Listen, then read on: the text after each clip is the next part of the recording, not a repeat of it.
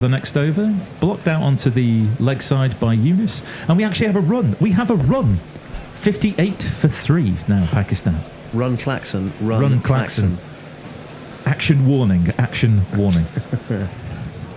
But interestingly, Butler didn't bother to stand up for Broad, maybe because he was bowling from a little wider on the crease, I'm not sure. But another thing, old Royal Anderson, who's bowling a little quicker than Broad, I think.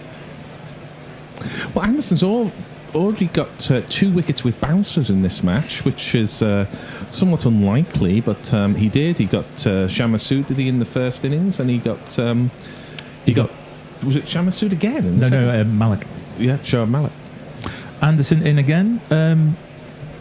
Blocked just outside the off stump to out onto the leg side, but Butler is now standing back to Anderson.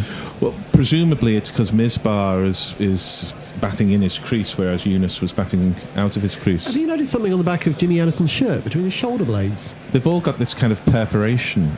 Well, no, it's like he's got a sort of there's a block of something. It might be like a cool vest or something like that. Yeah, it's the ice bra. Is it the ice the bra? Ice bra. It's the ice bra. Yeah. Well, I've learned something new. Anderson comes in outside off stump, defended resolutely by Misbah out to mid-off. And Samit Patel's just got a bra. James Ice Bra Anderson. The Ice Bra Express. The ice bra cometh. In he comes. I'm glad someone picked up on that Ibsen Christmas thread, actually. We skirted over that, but it was an excellent... That was Ravi, beloved. Yeah, Ravi, very cultural man. Very cultural. Anderson in again. What seems to be a slower ball, just watched disdainfully by Misbah as it bounces 3 times before it reaches Butler behind the stops. Last Saturday, Katie and I went to see the English Touring Opera's production of Tales of Hoffmann, which was very good. Had a definite sort of North European feel to it. It wasn't quite Ibsen and Chekhov, obviously more German, but it had an expressionist sort of approach. So there was lots of references to Fritz Lang you could see in the set design and all of that. It's a much... Obviously. It would be... I mean, it was derivative for us to say anything else. As I look at 2 mystified faces to my right. I'm very interested in that culture. I wonder if Jimmy Anderson would appreciate a Fritz Lang Northern European opera. Is he the sort of man that would get into that sort of thing? Do you think they're a cultured lot, this guy? You know who does this? Who reportedly is interested in opera, which surprised me, is Daniel Sturridge of Liverpool. Oh, that's interesting. That's a good Yorker. Huge in-swinging Yorker from Anderson there. But relatively comfortably defended out by Misbah. It's the end of the over, 58 for 3. You can't wind us up about the culture, because not so long ago, and rightly so, 25 years ago, we were disdainful of the likes of Tufnell with Touring India saying, done the poverty, done the elephants, what else am I going to do? And there's far too much of that goes on. Of course, much easier now with Skype and computers and Wi-Fi or something. You're not quite... Welcome back to Guerrilla Cricket's coverage of England's tour of New Zealand. You join us just before the final session on day 4 of the first Test match from Mount Maunganui, England. If you're just joining us, won the toss and elected to bat, made 353. And started certain today, and certainly a lot of yesterday, with thoughts of keeping New Zealand to a small lead and keeping themselves in the game. But BJ Watling and Mitchell Santner have put paid to that, batting all day pretty much. Mitchell Santner only very recently being dismissed for his maiden Test ton, 126 he made. BJ Watling is still going. He, just before tea, became the first New Zealand keeper playing as a wicket-keeper to make a double 100. He is on 200 not out. Tim Southey yet to unfurl any big attempts at sixes, which is very much his modus operandi, is 2 not out. New Zealand 590 for 7, 198 overs they batted. They lead by 237. Only 4 sessions left in the game. The declaration cannot be far away, but it has not yet come. I'm Knuckle Pandey. I'll be taking you through the first half an hour of the final session of day 4. I'm joined by Wes Spearman to my right, playing your jingles. Good morning. And by John Batham to my left, reading your tweets and social media messages. Good morning from me too.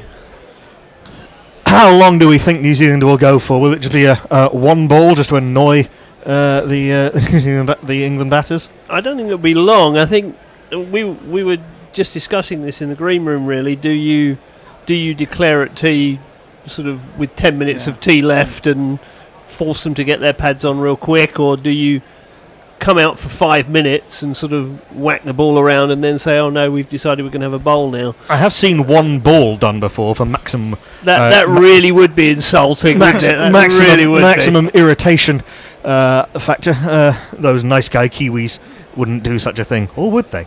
Maybe they would. Put it this way: if the idea is to do what the opposition would least like you to do, then I think that might be a factor. But in lieu of such things, the batters have wandered back out there. So let's jingle up the New Zealand, the magnificent New Zealand keeper, and one of their opening bowlers. But she never lost her head, even when she was B.J. Watling. And he's so pretty, that's Tim Southey. He's so pretty and witty and bright, but Tim Southey's not as pretty as Kane Williamson. And the man who will bowl the first and possibly last ball of England's of this session for England is this man. Coming up, here's a face that I know. It's Jack Leach. Now coming up is Jack Leach. On Jack Leach. Tim Southey facing up on Tim Southey 2 off 8. Hasn't even attempted an attacking stroke yet. I would not be surprised to see him try and absolutely larrup this one out of the township of Maunganui. Frankly, slip in place, deep point cover mid-off. Mid-wicket. Oh, there we go. Tim Southey steps away to leg and does absolutely larrup this, not out of the township of Maunganui, but over the rope.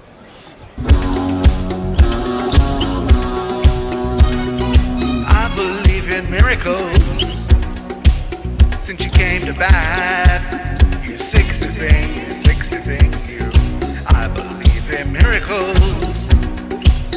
Since you came out to bat. Leach goes over the wicket, bowls this full outside leg stump and nudged by Tim Southey to mid-wicket. There is no run. That was a lovely shot by Tim Southey. First ball after tea. One step down the track, a little bit of a drag of the foot. Didn't even really try and hit it that hard, just trusted himself. There's no long off back. Yeah, as you say, first ball after tea. Southey backs up about a mile outside leg stump. Leach, rather than bowling at the completely unguarded stumps, follows him, and Southey pushes it to cover. There is no run. New Zealand lead by 243. Go to 250 maybe? 250 at least. I mean, what if New Zealand declared just after Southey hit that 6? That would have been hilarious. Really rub it into England. It was very prophetically called by you. I've seen Tim Southey bat before. This time his head is up in the air, the bat swings away towards square leg, and the ball ends up at deep mid-wicket. Zach Crawley, who's out there as a Tom Sibley, rather, who's not out there as a subfielder, but is out there as a somewhat nervous opening batter, no doubt, flings the ball back in. BJ Watling on to 200. If BJ Watling tries to hit the ball for 6, you know the declaration's coming at some point.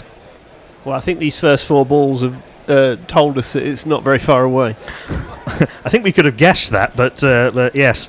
For BJ Watling, there's a reasonably there's a slip and there's 3 men up in the offside, 3 men up in the leg as well. Backward point cover mid on mid wicket and short fine leg. This is outside off stump from Jack Leach, who's round the wicket to the right hand of BJ Watling. Carves this out to Sibley, the heavy set Sibley on the cover boundary. They come through for a single, 1 ball left to the over. New Zealand 598 for 7. I see Watling was 3rd on the all-time list of run scorers against England in a single innings. For a New Zealander, yes. Nathan Astle topping that list, that incredible innings. That's out. That's out. Tim Southey tries to go down the ground. Jack Leach, off breastbone, possibly off both nipples, takes the catch. Decent catch by Jack Leach. He has his second wicket. Tim Southey is gone for 9. New Zealand 598 for 8. You silly little boy. Harsh. What on earth were you playing at? Oh. What else do you expect him to do at this stage of the innings, other than possibly hit it better? Straight back to the bowler. 9 off 13, 1-6 for Tim Southey, but he's done his job. He's walking off incredibly slowly. Neil Wagner is coming out to bat, so the declaration is not yet incoming. That was the magnificent Stephen Fry, was it not? Wagner. He's my boss. And when he takes 5 wickets in an over, it was murder. Yeah, Neil Wagner, one of very few to take 5 wickets in an over in first-class cricket. What have we got on Twitter? Who's joined us after tea? Well, Messi Jez says, particularly impressed by Neckel's capacity to call the play before it actually happens. It's Tim Southey. Well, that's true. Well, not necessarily expecting to actually make contact with it, but spinner bowling, the biggest 6-hitter among current players at the crease, massive lead. Fair point. Verma Technical says, what are your predictions about results? Honestly, I think the draw is still probably favourite, but obviously New Zealand are the only team who can win this. The dead horse is going to be flogged further. England's Bajan is going to start up from the other end. If we give him a jingle. Not quite sure what the point in this is in the 200th over of the innings. Would be the first time that England have had to face. Sorry. Jofra Archer.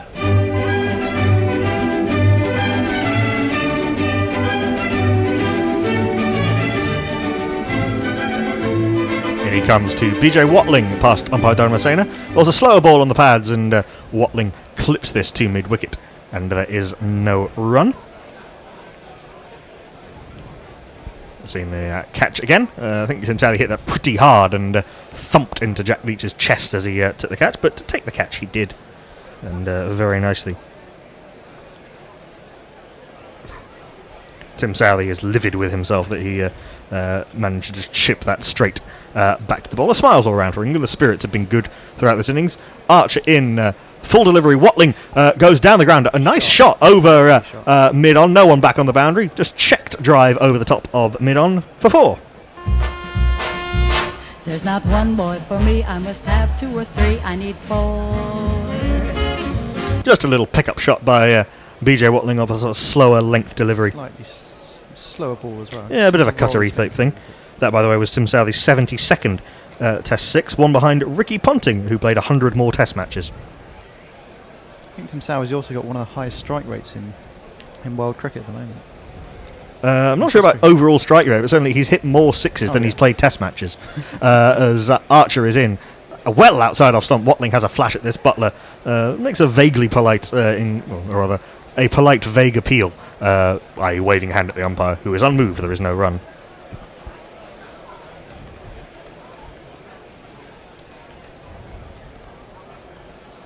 Tim Southey's strike rate in Test cricket of 87.26. It's pretty good. That's pretty good. Trent Bolt has his pads on, so New Zealand are going to try and stretch this out as long as humanly possible for maximum humiliation for England. 4th ball of the over. A bouncer, a good bouncer at this stage of the innings in his 42nd over. Jofra Archer not lacking heart. A wild flash from BJ Watling. Missed it completely through to the keeper. It goes, there is no run. Yes, if New England do get to 200 overs, it'll be the first time they've had to bowl 200 overs, I think since the India tour in 2016. Be, when India scored 700. Yeah, and Chennai, I think that was. Forever, yeah. So Colin de Grandhomme coming into this Test match, strike rate of 90.2. Very impressive. Big man, Colin de Grandhomme, in name and in stature.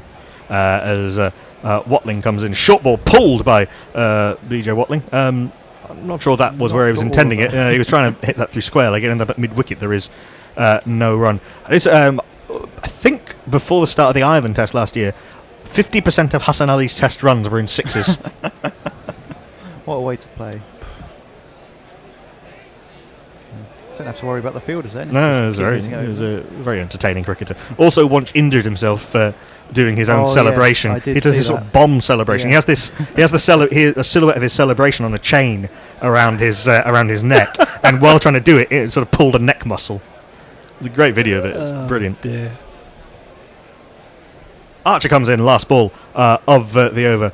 Short ball, loopy outside off stump. And it's been given a wide, so the punishment is not yet over for Jofra Archer.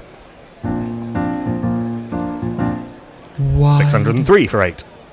It was a poor delivery from Archer and looped well over BJ Watling's head. Are we not now at almost the record number of wides? I think that equals the record number of wides in a Test innings. But as we mentioned before tea, obviously this isn't a massive total. The other one was in a total of about 270, which was pretty impressive. Outside off stump, Watling has a wild flash at this. Has this taken an edge and gone through to He's out. to Josh Butler? It has. Sorry, I temporarily forgot what wickets were. There's been so few of them. But Jofra Archer has his wicket, 1 for 107. Handshakes all round for BJ Watling, a monumental effort. 205 for Bradley John Watling, a 473 deliveries. It's certainly not a no ball. And Jofra Archer has a somewhat consolation wicket.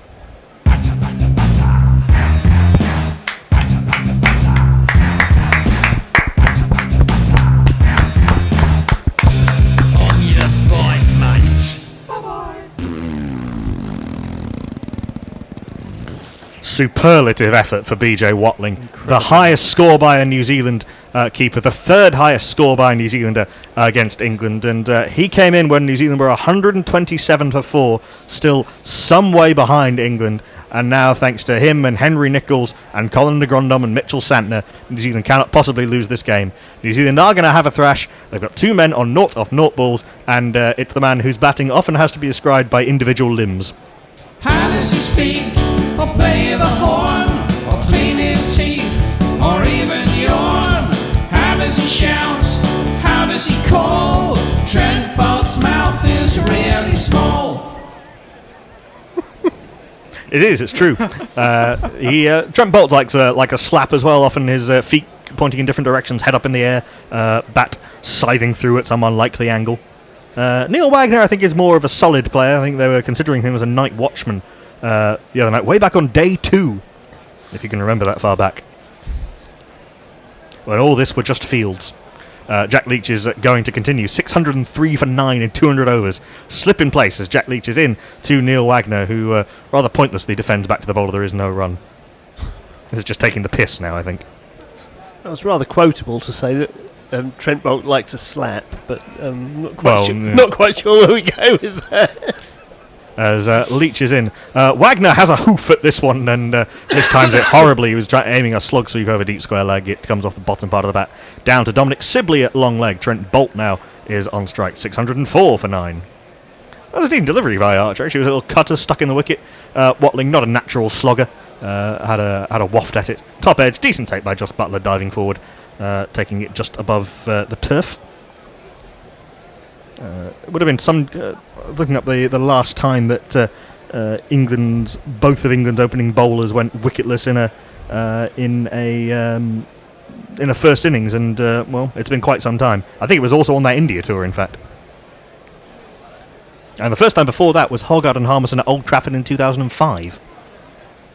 Wow. That's a long time ago. As Leach is in, tosses it up outside leg stump, and Trent Bolt eschews thoughts of walloping it over square leg and just nudges it past mid-wicket. They come through for a single. Wagner on 1, Bolt on 1, New Zealand 605 for 9. The end is nigh. Sort of. 3 balls left of the over. Mercifully for England. Yes.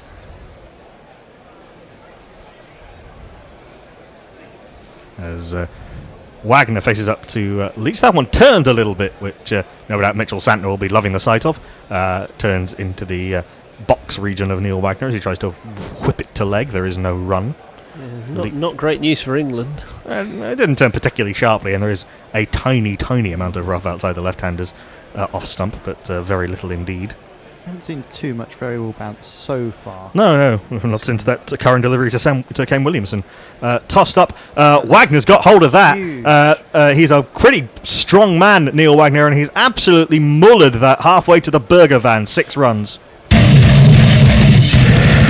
Just a pick up from Neil Wagner over mid-wicket. So he's on 7, New Zealand 611 for 9. Lovely shot, actually.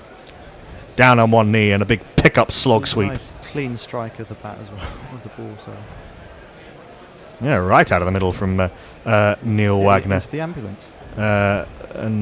Reverse sweep from Neil Wagner.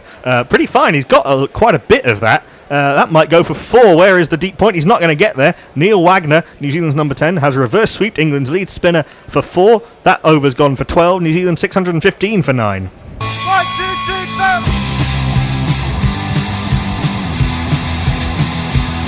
4. Feel slightly sorry for Jack Leach to be bowling at this stage of the innings.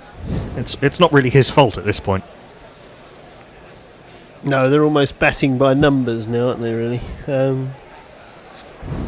LA Clar Herr Kommissar says the Trent Bolt jingle from Guerrilla Cricket is a work of art just like his batting. Agreed. He's a great deal of fun to watch Trent Bolt. Oh, is that the declaration? It is. Looks like it, yeah. Yes, it is. New Zealand have declared after a bit of slap happiness from Neil Wagner. Yes, he got the sign from...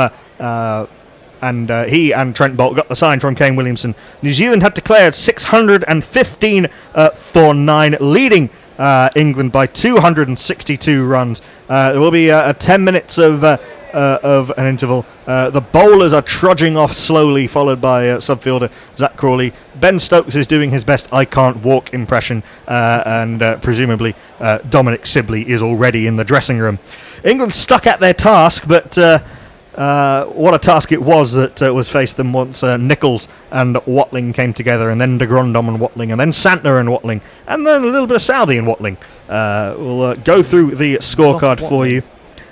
Tom Latham was the first to go way back when. LBW to Sam Curran for 8 off 21. Jeet Robel had a torrid time against Jack Leach and was eventually caught off that bowler, well caught by Joe Denley at mid-wicket for 19. At that point, New Zealand were 72 for 2. Ross Taylor played a rather an okay innings, but then for the 4th time thrashed a pull shot. This time sent it straight out to Ollie Pope at deep mid-wicket, much to the laughter of Ben Stokes. Taylor gone for 25. Kane Williamson played a lovely controlled 51 before getting a rather spiteful delivery from Sam Curran, which leapt off a length and was caught well by Ben Stokes diving forward at second slip. At that point, New Zealand were well behind, 127 for 4. But then a partnership of 70 between Henry Nichols, who toughed it out a little bit after having been hit on the head by Jofra Archer and having a couple of concussion tests. He eventually was LBW to Joe Root, the only wicket to fall on, I think, was that the only wicket to fall on? No, one of the 2 wickets, rather, to fall on day 3. LBW to Joe Root for 41, partnership of 70, as I say, between Henry Nichols and BJ Watling, of whom more are known. Then there was a big partnership between de Grandhomme and Watling. Colin de Grandhomme going for a well-made 65, 7 fours and 1 6 in that time, brilliantly caught by Dom Sibley, first ball after tea on day 3 at Gully. Ben Stokes, the bowler. Then this record-breaking monumental partnership between Mitchell Santner and BJ Watling, a maiden test 100 for Mitchell Santner, 126, in a partnership of 261 between he and BJ Watling. Santner was eventually dismissed, caught on the long on boundary by Ollie Pope off the bowling of Jack Leach. Sorry, off the bowling of Sam Curran. 126, 11 fours and 5 big sixes. Tim Southey had a little bit of fun, smashed Jack Leach for 6 and then smashed one straight back to him, was caught and bowled. The last man to fall, BJ Watling, 205 off 473 balls. The highest score, the longest innings by a New Zealand keeper. Record-breaking, monumental. His maiden double ton in first-class Little and Test cricket. 24 fours and 1 6. Absolutely ground England into the dirt. And then there was a little bit of slap happiness between Wagner and Bolt. Wagner hit a big 6 and a big 4. 11 off 5. Trent Bolt 1 not out off 1. 54 extras. 22 byes, most of which were not just Butler's fault. 9 leg byes, 2 wides, and a record equaling 21 wides. The bowling figures: Stuart Broad, manful, 33 overs, 13 maidens, none for 64. Jofra Archer got his wicket in the end, 42 overs, 15 maidens, 1 for 107. Sam Curran, 35 overs, 7 maidens, 3 for 119. Jack Leach, 47 overs, 7 maidens, 2 for 153. Ben Stokes, 26 overs, 5 maidens, 2 for 74. Quite a bit of dross in that, frankly. And Joe Root, 18 overs, 3 maidens, 1 for 67. A really chastening day for England's bowlers on a pretty flat pitch, and now they are up against it. They have just under 4 sessions to bat, trailing by 262, and New Zealand will come at them all guns blazing. Yeah, they will. I mean, in one sense, we've been calling for batsmen who will take a more test match-like approach to the situation, and in one sense, this is tailor-made for Dominic Sibley. He can just bat and bat and bat and bat, and that's what he's made his name doing in county cricket. The problem for Sibley, of course, is that he's been fielding for nearly 200 overs. Not so Rory Burns, who's been off the field for quite a long time with that split webbing.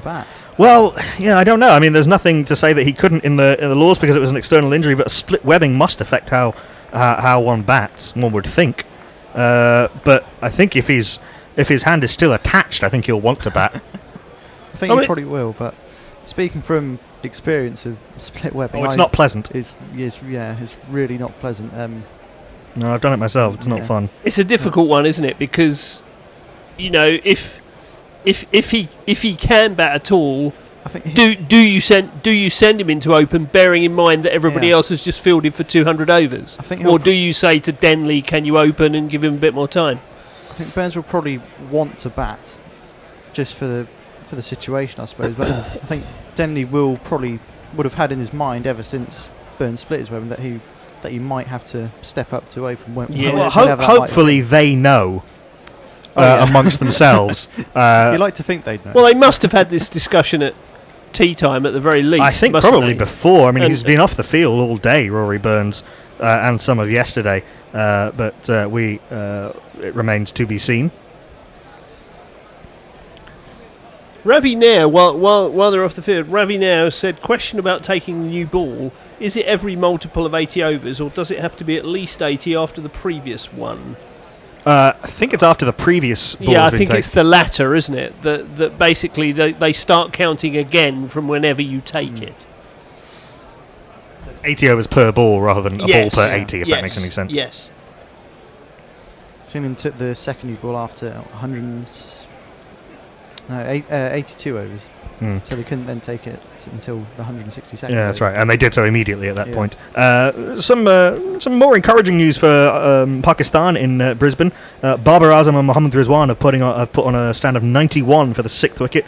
Babar Azam is on 83 not out. Mohammad Rizwan is on 37 not out, but Pakistan still trail by 155, but at least showing some fight and no doubt some skill and lovely cover drives in Babar Azam's case. Gorgeous player to watch. Yeah, lovely. Very much so. Yes, Kunai Talani has just borne out what we've just said and said, yes, only after 80 overs have been bowled with a ball. I just see Rory Burns has come out of the rather sort of, it looks like a nice club pavilion, but a club pavilion nonetheless there at Maunganui. So it will be England's established, England's carded opening partnership, given they batted for one innings together. Batted pretty well, actually, in the first innings together, Burns and Sibley. Dominic Sibley looking for his first run in Test cricket on the offside. I'm sure it will come eventually. Shall we jingle them up? Let's jingle them up. He's got the stride of a champion from Surrey. His mustache is ugly, got a shot finally, and his name is Rory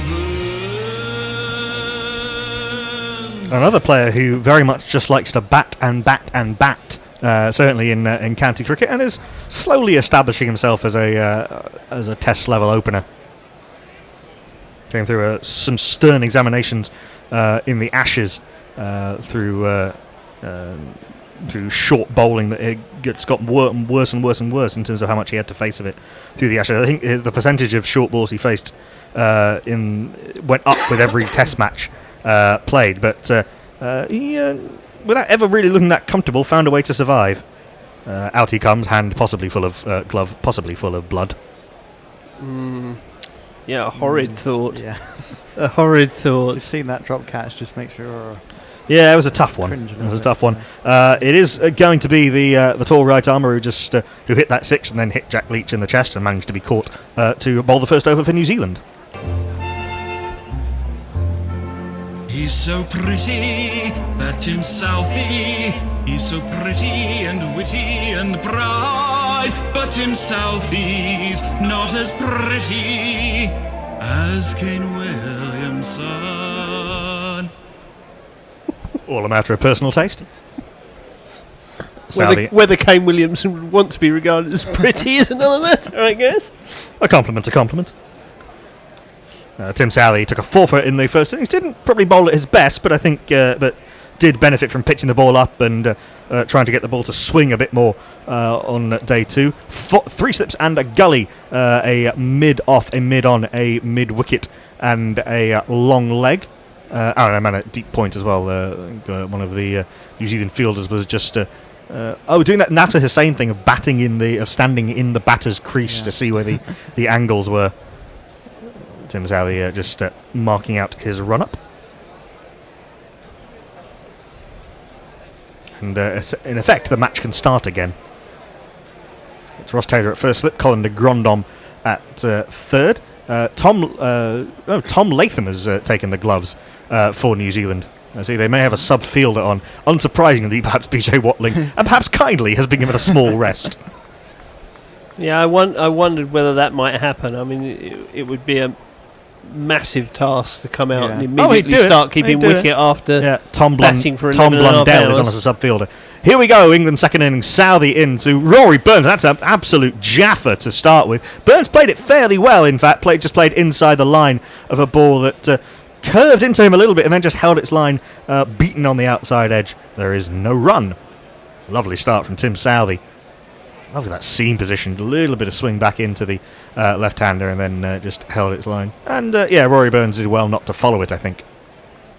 Yeah, just playing inside the line. Of course, got out in the first innings, just sort of pushing it a wide one, which he could have easily left. So yes, to Colin de Grandhomme. Yeah. Those stumps that we are seeing don't appear to be quite level, and I think the umpire Oxenford has just realised that. They look a little wonky, don't they? Poking that stump back into position, so they're actually level. That's rather village. Nope, that stump is one of those stumps is particularly wonky. I like not this stump. Get me some other stump, says Bruce Oxenford, poking at it again, like a gentleman with his sword cane. And we'll have one of the silliest interruptions we've had in Test cricket for some time. The fourth umpire is going to a member of the ground staff. Get me another stump. What do you mean another stump? Oh, no, they're getting a bucket. What's the bucket going to do? The stump is waggling around and leaning at a jaunty angle. Perhaps they want some sand to try and hold it into place. I don't know. A man is coming on with a bucket and a bottle of water. He's wearing a very nice pair of slightly Judge Doomish round black sunglasses. And is dressed in the universal outfit of ground staff around the world. Shortest shorts, trousers, trainers and socks. The Barmy Army are having to amuse themselves while a stump is secured properly. Can they not just do what they do in club cricket and just get one of the bats? Off the bats Hammer and it just in with the end of the bat. A friend of mine did that with the back of one of my bats once. So it just had a bunch of stump marks on the back of the bat. Oh, they put some sand in a hole, I can tell you that much. In India, they bring out a man with a mallet for all of these problems. It's the ground staff there wear flip-flops, so he's a man with a giant mallet in flip-flops. You have to be very, very careful. Yes, umpire Bruce Oxenford has taken, I think, Rory Burns' bat and is hammering in one of the stumps. And he's hammering in the other one. He's put the bails on. No, he's put them on the wrong way. He's telling them to stay. Nope, he's still hammering in the stump. Ladies and gentlemen, no play has happened for about 3 minutes because a stump has been wobbled back into place. There's been more delays. Burns has faced one ball. Now he's Ravindra Jadeja would have bowled out by now. Yeah.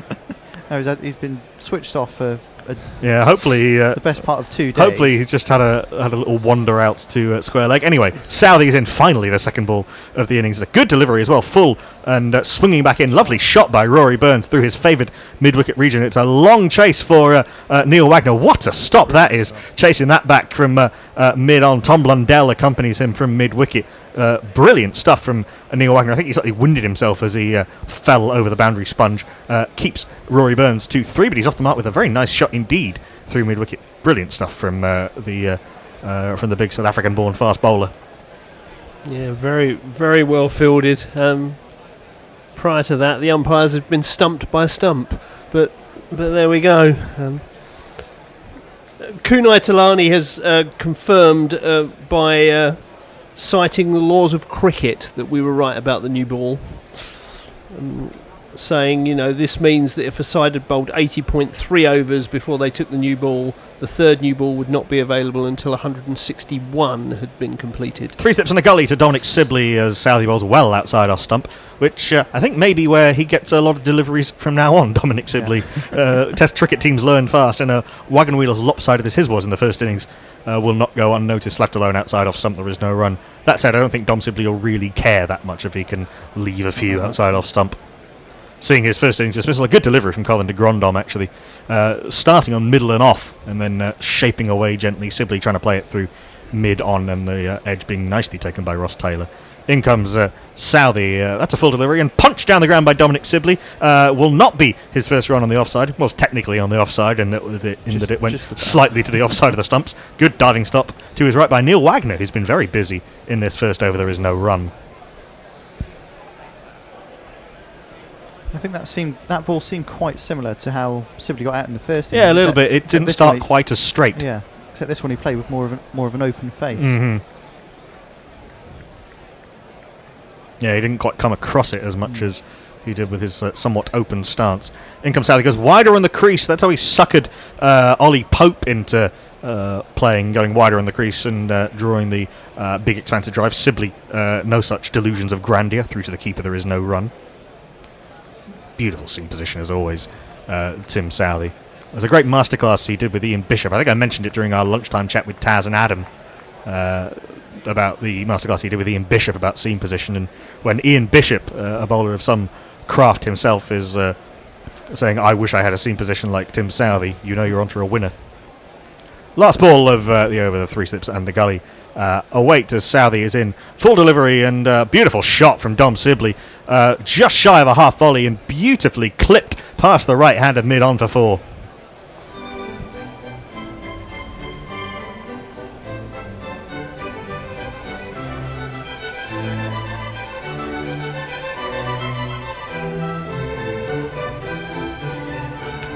A little bit too straight. Southey going for the magic ball, just clipped off middle stump really from Dom Sibley, and gorgeous timing on this quick outfield. The pitch isn't quick, but the outfield certainly is. Dom Sibley onto 4, having scored 22 in the first innings, all of them on the onside. As was that. But he'll feel a lot better for that. Yeah, it was a lovely shot. Beautiful balance.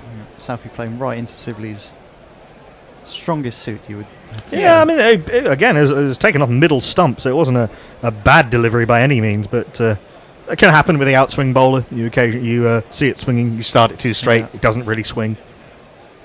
What have we got on Twitter? What are we at the start of England's innings? Not a great deal. Kunai Talani also says, I thought that was James Acaster on the left for a second, and says hello. Yeah, that's a little bit. I can see that. Well, the man with the shades and the shorts and the trainers is back out, pouring some mud out onto some grass. And the man who has called him out for such bucket-related activities is New Zealand's other opening bowler, the left-armer who only took the 1 wicket in the first innings. How does he speak, or play the horn, or clean his teeth, or even yawn? How does he shout? How does he call? Trent Bolt's mouth is really small. The man with the bucket's been the busiest person on the field since England started batting. Apart from Neil Wagner. 3 steps on a gully for Rory Burns, facing up to Trent Bolt. He's going to start left arm over the wicket. 2 men up in the offside at point and sort of straightish extra cover come wideish mid-off rather. There's a mid-on and a mid-wicket and a man back at deep square leg. This is straight delivery from Trent Bolt. Little hint of swing, but Burns in behind that one solidly. Pushes to mid-wicket. There is no run. Thoughts of England bowlers didn't get it to swing at all during today. The difference is New Zealand haven't been in the field for 2 days. Yes, I should imagine that all sorts of arts desert you after you've been bowling for as long as England were. Bolt goes a little wider on the crease. Starts this one a little wider off stump. Burns shoulders arms, leaves alone through to Tom Latham, who's behind the sticks. The reason BJ Watling isn't behind the stumps is that he batted for about a week, so has been given a little bit of time in an ice bath. Tom Latham is a fairly decent keeper, keeps in the limited overs stuff, certainly in one-day cricket. And Tom Blundell's on as a sub-fielder. As Bolt comes in, poor delivery, well outside off stump, dies through to Latham, who's in behind this one solidly. Burns had nothing to do with it, there is no run. I noticed on social media that somebody had actually joked that Watling had batted for so long that his innings was old enough to vote. I mean, Yeah, people were making jokes about, do you remember a time before BJ Watling batted? I did yesterday as well. As Bolt is in back of a length, makes Burns play this time, and he nudges it into the leg side. Mitchell Santner, whose contribution should not be forgotten, his first Test 126 he made. He fields at mid-wicket, there is no run. Yeah, most of the time I've been doing this, it's just been watching BJ Watling bat. Mm-hmm. Yeah, there are worse things. There are worse players to watch. He's a very, very fine cricketer, a very likeable cricketer, and like a damn fine keeper batsman. Vastly underrated as well. Yeah, indeed. Well wide of off stump, a little bit of swing from Trent Bolt. Burns leaves alone again through to the keeper. There is no run. England don't really need a game plan at this point, just bat.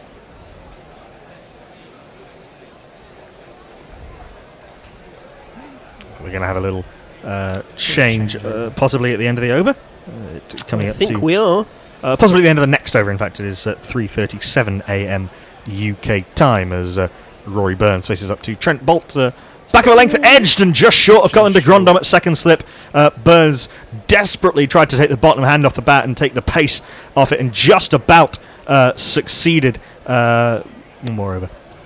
And it bounced just short of Colin de Grandhomme, but a maiden to start with for Trent Bolt. England 7 for no loss. John, what do we have on that there social media? Not much. People appear to have deserted us at this ungodly early hour of the morning. People just settling in, perhaps. Perhaps people have decided that England batting for a second time 260 odd behind is too frightening a prospect, and they've gone to bed. I wouldn't blame them entirely. Oh, ye of wake little up expecting the game to be over. Oh, ye of little faith. There's some comments on YouTube and Facebook. I'll sort out Crick Tracker in a second. The computer was being so slow that I couldn't actually get the video up. Yeah, if you click the videos tab there, John. No, down. See there where it says videos. Yes. Sorry, technical production notes on air. But this is guerrilla cricket, you'd expect nothing less. Sibley facing up to Sim Southey. Oh, no, he's not facing up just on this occasion. Sibley backs away, having seen someone behind the bowler's arm. John Sibley showing admirable early spotting people walking behind the bowler's arms, bowler's arm techers in Test cricket. Learning from the best. Used to be said about Sachin Tendulkar that he could spot someone behind the bowler's arm at Lord's when he was batting at the Oval. Pretty good eyesight though. Maybe that's why he scored all those runs. Yeah. Dom Sibley, the should we say hulking figure of Dom Sibley? That's fair to say. Crouches over his bat as Southey is in full delivery, tempting Dom Sibley to try and have a drive at it, but Sibley shall not be tempted, and through to the keeper it goes. There is no run. It was a decent delivery by Tim Southey, a little bit maybe too short to tempt Tom Sibley, who in general doesn't drive at those outside off stump. Interesting to see how long he can go through his Test career without scoring on the offside. I don't know what the record is, or even if such records are kept. There is a record. As Southey in to Dom Sibley, wide outside off stump, left alone. Good carry through to Tom Latham, who takes that in front of his face. There is no run. Got to make Sibley play a bit more, Tim Southey, I think, at this point. But I guess that's what Sibley's trying to do, is that if you leave everything outside off stump, you might get some in on the pads that you can take advantage of, as he did to good effect in the first over of this innings. Kunai says, I haven't deserted, but it's 3:38 a.m. and I can't type anymore. Yeah, Kunal is currently in Dublin, I think, as Southey is in third ball of the over to Dominic Sibley. Outside off stump and solidly played by Sibley. A little bit fuller, a little bit straighter, but a beautiful forward defensive by Dom Sibley. Very stylishly met indeed, and there is no run. Southey, talking about that masterclass that he did with Ian Bishop, he claims not to be able to bowl an in-swinger, but I then had a look and found a video of Johnny Bairstow back in about 2008 being absolutely cleaned up by a full in-swinger. Or 2013, sorry, it was. It came in an absolute mile from outside off stump.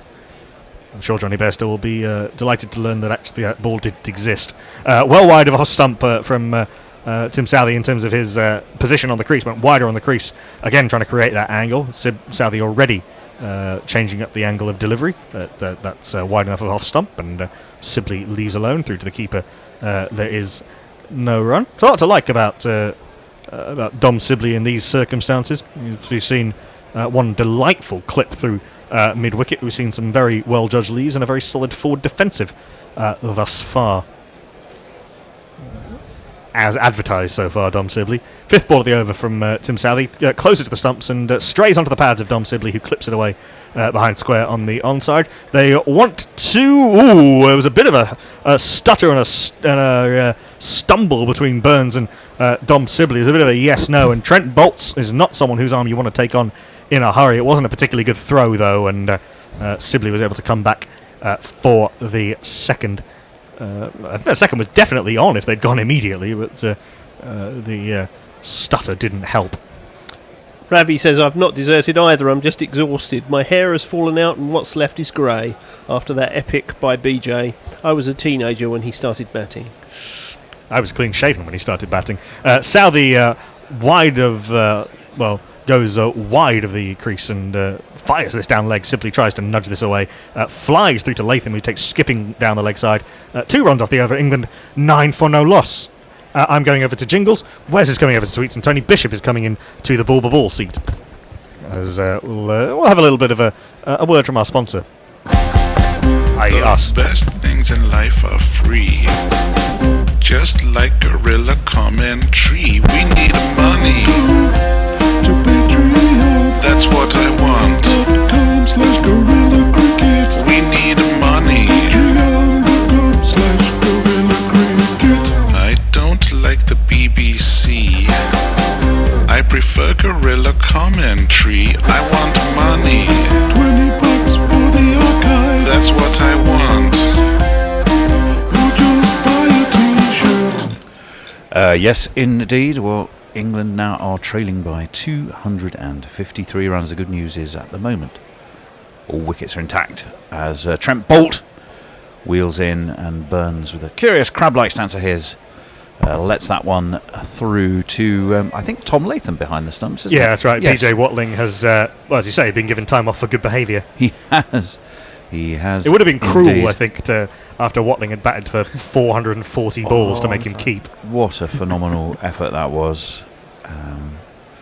You can talk all you like about this, so I'll just hold that thought for a second, as in comes Bolt. This one swings away from Burns, the left-hander, and he's quite happy to let that through to Tom Latham. Yeah, partnership was 261, was it not, I think, between BJ Watling and Mitchell Santner, eclipsing the 7th wicket previous record for New Zealand, which was 225, which was Chris Cairns and Jacob Oram. Against South Africa. 2004 at Eden Park against the South Africans, that's right, Knuckle. In comes Bolt, and this one is left with a good high arm by Burns. England 9 without loss, so they've set off in relatively untroubled fashion.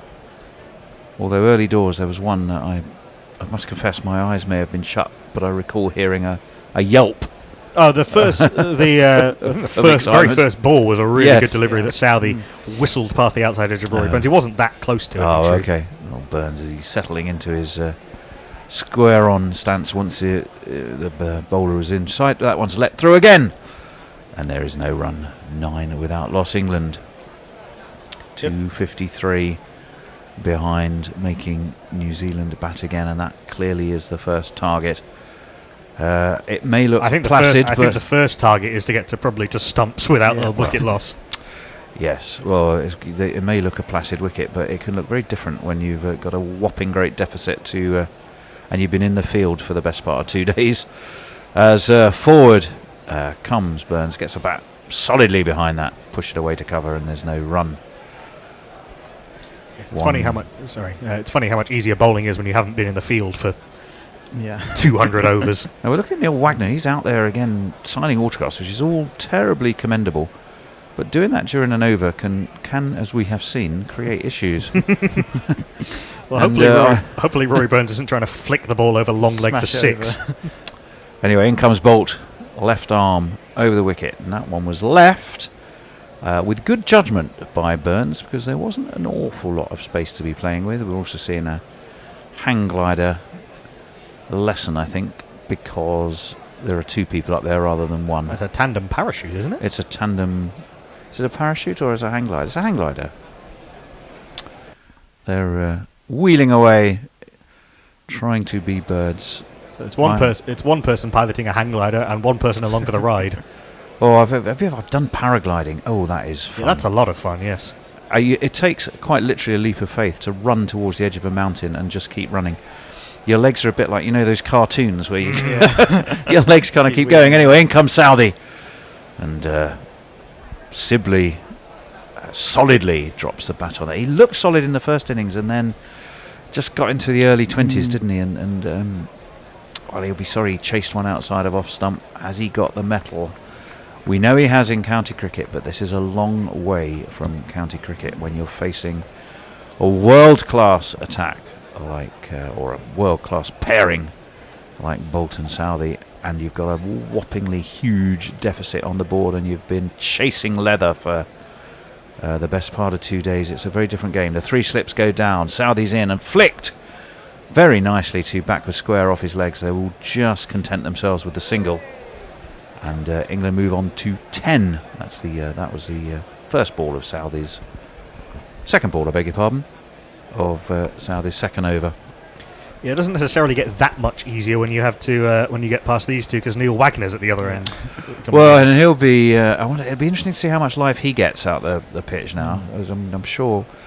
I don't know. I mean, England just look so flat and so worn down, and just like the world was against them. And it's I know hard not to, which is very hard not to. But and it. Southey and Bolt have got life, more life, I think, out the new ball than we saw from Archer or Broad, and yet, 3 new balls they had managed to work their way through, didn't they? Southey's around the wicket to the left-handed Burns, and Burns just pushes this back straight back down the track, and there's no run. Are our friends on the social media world waking up? Yes, we've got Marcus Aurelius. Hey, just to encourage you, you have at least one listener. You're enhancing my meandering drive through Vietnam, and I'm appreciating it hugely. Keep up the great work. Well, we're doing our best, and drive safely. I'll try not to say anything too loud. Got an update on the Australia-Pakistan test. Evil Scooters. Babar Azam brings up his century in Brisbane. Oh, great. In comes Southey and left outside of the off stump by Burns. Pakistan move within to 127 of Australia being forced to bat again.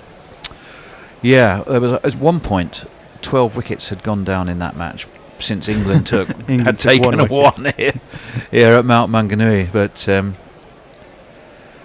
that does look.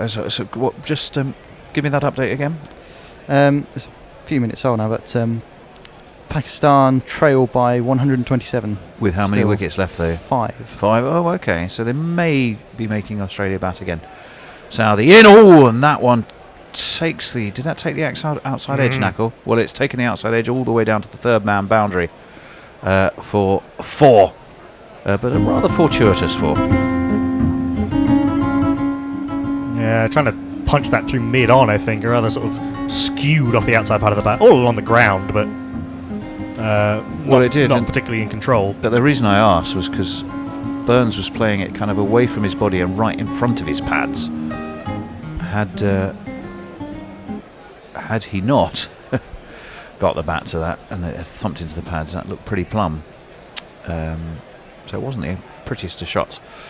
Southey in, crunched into the offside by Burns. I don't know if it'll go all the way. I don't think he quite got enough of it. They will comfortably take 2. So England move on to 16. 5 overs are complete. And the key statistic for England right now, and as Knackle pointed out, if it can remain that way to the close, they'll feel a little bit better about life, is that no wickets are down. We've got Sean Barry listening in from a chilly Baku, Azerbaijan. A chilly Baku in Azerbaijan. Few We hours ahead of have... us. Who was driving through Vietnam?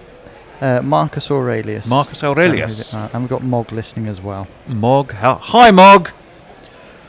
I hope all is well with you. And hello to former Roman Emperor Marcus Aurelius. I was about to say. I was Marcus thinking that. Aurelius. How are those meditations coming? Is he wearing a toga, do you think? Or one of those kind of things around his Laurel head with a wreaths. laurel wreath? That's right. Might be quite interesting to drive in. And trying to fight off the ambitions of the murderous Commodus. Plenty of air to your bits as in a warm climate. If you're wearing a toga, I would imagine. BJ Watling batted for longer than that film lasted. Oh, that's true, actually, yes. Indeed he did. It's going to be Trent Boult continuing, who has bowled 2 overs, both of them maidens. So he's been tight and frugal. 2 slips and a gully go down, and there is a man at a very short mid-on, and he's brought straight into the game to field, and it is Captain Kane Williamson. We were calling that the Matthew Hayden annoyance position yesterday. Yeah, it is the Hayden. The on Hayden, the on and off Hayden. Well, it's the on Hayden in this instance, They've actually although they've got got two. 2 because there's Colin de Grandhomme. So they must have spotted something with Dom Sibley. Well, the fact he scores exclusively on the leg side. Because you literally have de Grandhomme and Kane Williamson, who are probably 2-3 yards apart from one another, and that one does square Sibley up a little bit, but he pushes it to mid-off. So it's not quite an offside stroke, Knackle, but it was to the offside, but only just. Oh, he's punched 2 mere inches to the offside of the stumps. Yeah, but not. He hasn't really gone offside yet, has he? But he pushed that one to a very fine mid-off. It's interesting. They have 3 slips in the gully. They've taken 2 of the slips out and put them in at those sort of 2 catching on Haydens. And he steps across his stumps to get everything tucked in line to that. Yes, I'm very intrigued to think what have New Zealand. Clearly, they will. Their analysts will have been poring over footage of that they may have of Sibley. I mean, Bolt's swinging the ball back into to Sibley from left arm over the wicket. Obviously, Sibley is very strong on the leg side. He is going to be trying to bowl straight at him. So, I guess partly run saving, partly a catching position, and partly just the ball's not going to go much into the offside. Yeah. So you may as well have some more fielders in the leg side, and partly. And to get in his eye line. And if you've got a lead of 250 plus, why not? You might as well, yeah. There's also a man out at cover at mid wicket. Oh, and that one kept low and was through on to Latham's second bounce. So again, we have a bit of variable bounce. Trent Boult there, that one just didn't come up at all. He gave it a good flick of the wrist, and it seemed a big puff of dust. A little bit of a cutter that from Boult. Yeah, Sibley sort of played inside the line. I don't. Still looking to hit leg side though. It's a ball that's about a foot wide outside off stump. It was. I mean, he is bowling round the wicket on that occasion, so it was kind of coming in towards him. Interesting that he's gone round the wicket. Sibley lifts his bat, steps into line, and that one climbed on him. The last one scuttled, and that one climbed. And there, I suppose, you do have the ever-present danger of a day 4 late afternoon pitch. Is the ball may not do different things. He did well to get a glove on that and to keep it down, in fact. It really took off from Boult. Sibley didn't rock back at all. In fact, he rocked back after it had taken him on the glove. And he ripped but the bottom. No harm was done. He ripped the bottom hand away from the handle of the bat to make sure it stayed down. He did well, and that was flicked around the corner. Did that nicely, down to fine leg, but there is a man down there. It's Neil Wagner. Moida. And I do like that jingle as well. I'm not sure that was entirely deliberate from Sibley. What, the flicker around the corner? Yeah, I thought he was trying to leave it. What do you reckon, Wes? I don't think it was intentional, but I suppose it was probably where he was aiming, but I suppose he didn't really think to get much. A little like one of those ones where he thought about playing it, then thought about leaving it, but ended up leaving it too late. Ended up middling a leave for one. Yeah, well, he'd got him a run. So 245 the deficit now for England. They are 17 without loss in their reply to that mammoth, gargantuan 615. 65 for de Grandhomme, but 126 for Mitchell Santner. Maiden test century for him, and 205 for BJ Watling as in comes Southey, and that swings away from the right-handed Sibley and is through to Tom Latham. Tidy glove work from him to the man of Bourne. He may not have been expecting, probably 4 hours ago, that he was going to be keeping, but there he is, and he's doing a fine job at the moment. Regular keeper in the one-day international team. Not new to him at all. No, indeed. A bit like England, they have options, shall we say. 17 without loss England. A run rate quite quick, quite brisk for England. 2.76. That one swung and didn't bounce. And Latham again is taking that down sort of pretty much in front of first slip's ankles. So again we're seeing that inconsistency of bounce. How long that will continue with the this Kookaburra ball? There is the debate that the Duke just seems to offer so much more to cricket generally. What's the defence of the Kookaburra? But habit. Could be. I'd be existing contracts. Yeah, well, that's more likely. It's as that swings away again, and Sibley's very happy to leave that down the offside. He doesn't want to play anything on the offside. He absolutely doesn't have to. Yeah, if anyone's got any thoughts on that, do let me know, because every time we watch England away, we moan and grumble, and it's not just us. It's the England players do. About the Kookaburra ball, about the fact it doesn't have as proud a seam. It doesn't keep its lacquer on it. I've heard Australian bowlers they love the fact that they sometimes get to use the Duke in Sheffield Shield cricket, and then they come to England and they love it. Yeah. As in comes Southey again, and away from the right-handed Sibley. He's able to leave it one more time. So again, my question stands: if you have one ball that is designed to not massively help the bowlers but will give the bowlers more, and you're bowling it on baked hard wickets, why the Kookaburra? I'm sorry if you work for Kookaburra. If you do work for Kookaburra, tweet us and let us know, because we actually think your ball's a pile of poop, and we think the Duke is a better solution for Test cricket. At least I do. I'm not projecting my opinions onto everyone else, but that's kind of what it seems to be the case. Forward comes Sibley, pushed away into the offside. That one did come into the... It did a little bit. Well, in India they use the SG, which is kind of goes... Yeah, the current batch of SG balls have been going... the Indian bowlers are loving them because they do have really proud seams that stay proud, and they get movement throughout the innings, both in the air and off the... And as you pointed out, Nakul, a few more wickets falling to Indian seam bowlers than have done for a while at the moment. Yeah, I think Ashwin didn't even bowl in the first innings, and Jadeja only bowled one over. Southey's going to be in anyway to bowl the sixth ball of his third over, and this was... Well, it was rather loftily pushed past mid-on, actually, who didn't gather it the first time, had to go chasing it, so they will get 2, and Sibley will move on to 9, and England will move on to 19. So there's a good symmetry to these two. 9 for Burns off 18, 9 off 24 for Sibley, and 19 for England. A lot of 9s. Anyone with us, Wes? Anyone from Kookaburra wanting to sue me? Not for a while. No? Right, okay, good. Someone did posit the idea of, in the Sheffield Shield they've been using the Duke ball for part of the season. Given how much England play away from home with the Kookaburra, is it worth using the Kookaburra in county cricket to try and get England's bowlers used to it? I can hear the rumblings of discontent from Messrs. Murtagh and Stevens, even as you're saying that. Given the pitches, and I would imagine a few others. Given the pitches in England are very helpful for the bowlers anyway, certainly early season. Yeah, it's an interesting thought. Again, contracts come into it. But yeah, if you're playing your county cricket in March, December, and God knows when the ECB is going to have it happening, you may have a point. And forward comes Rory Burns to Trent Bolt. Well, and also just getting bowlers used to, trying to create things and take wickets and create pressure and keep pressure on with a ball where the seam doesn't stay that proud for that long. Is that Neil Wagner again? Yes, it is. He's out there who's signing all manner of implements. Signing many. He didn't actually. Yes, he has jumped over the fence to do it as well. On the one hand, you've got to applaud it. On the other hand, you've got to manage it a little bit, I think.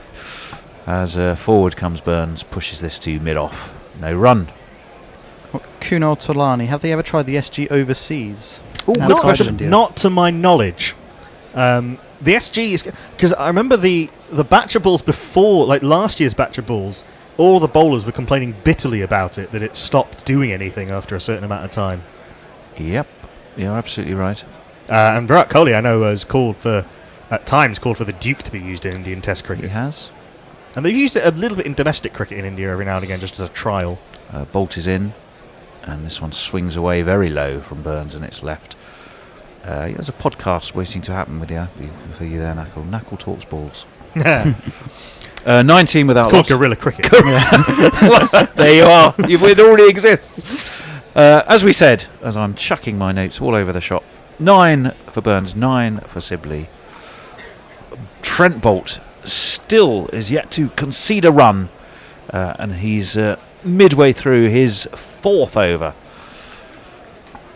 So sterling effort from him. In he comes again, and Burns drops a bat on this, just pushes it to Tom Blundell. Who's Tom Blundell on for then? Oh, he's on Watling. That was BJ Watling, of course. He's wattled himself into the ground as BJ Watling, and hopefully he's had a shower, got his feet up, and should be basking in the glow of satisfaction for a job remarkably well done.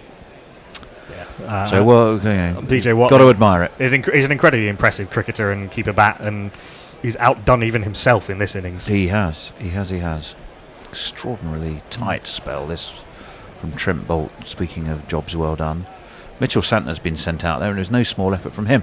In comes, and he has conceded some runs now, as this is pushed away to square leg, and the first run off the bat from Trent Bolt has been conceded in his 4th over, actually towards the end of his 4th over, the 5th ball of his 4th over, or actually no, final ball.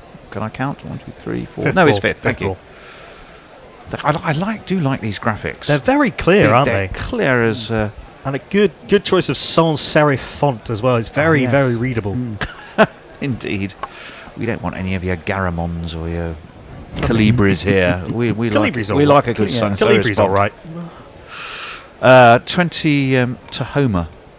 Tahoma is that seems to be. Futura is very good. Well, Tahoma is the main Cricinfo font. I see. I tell you why, because I cut and paste a lot of stuff into my notes, so I know it's Tahoma.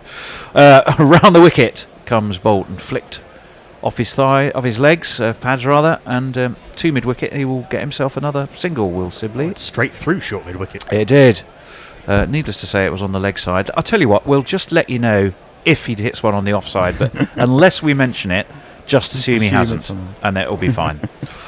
21 without loss, 20 of those off the bat, 1 leg by, and 8 overs complete in this England reply.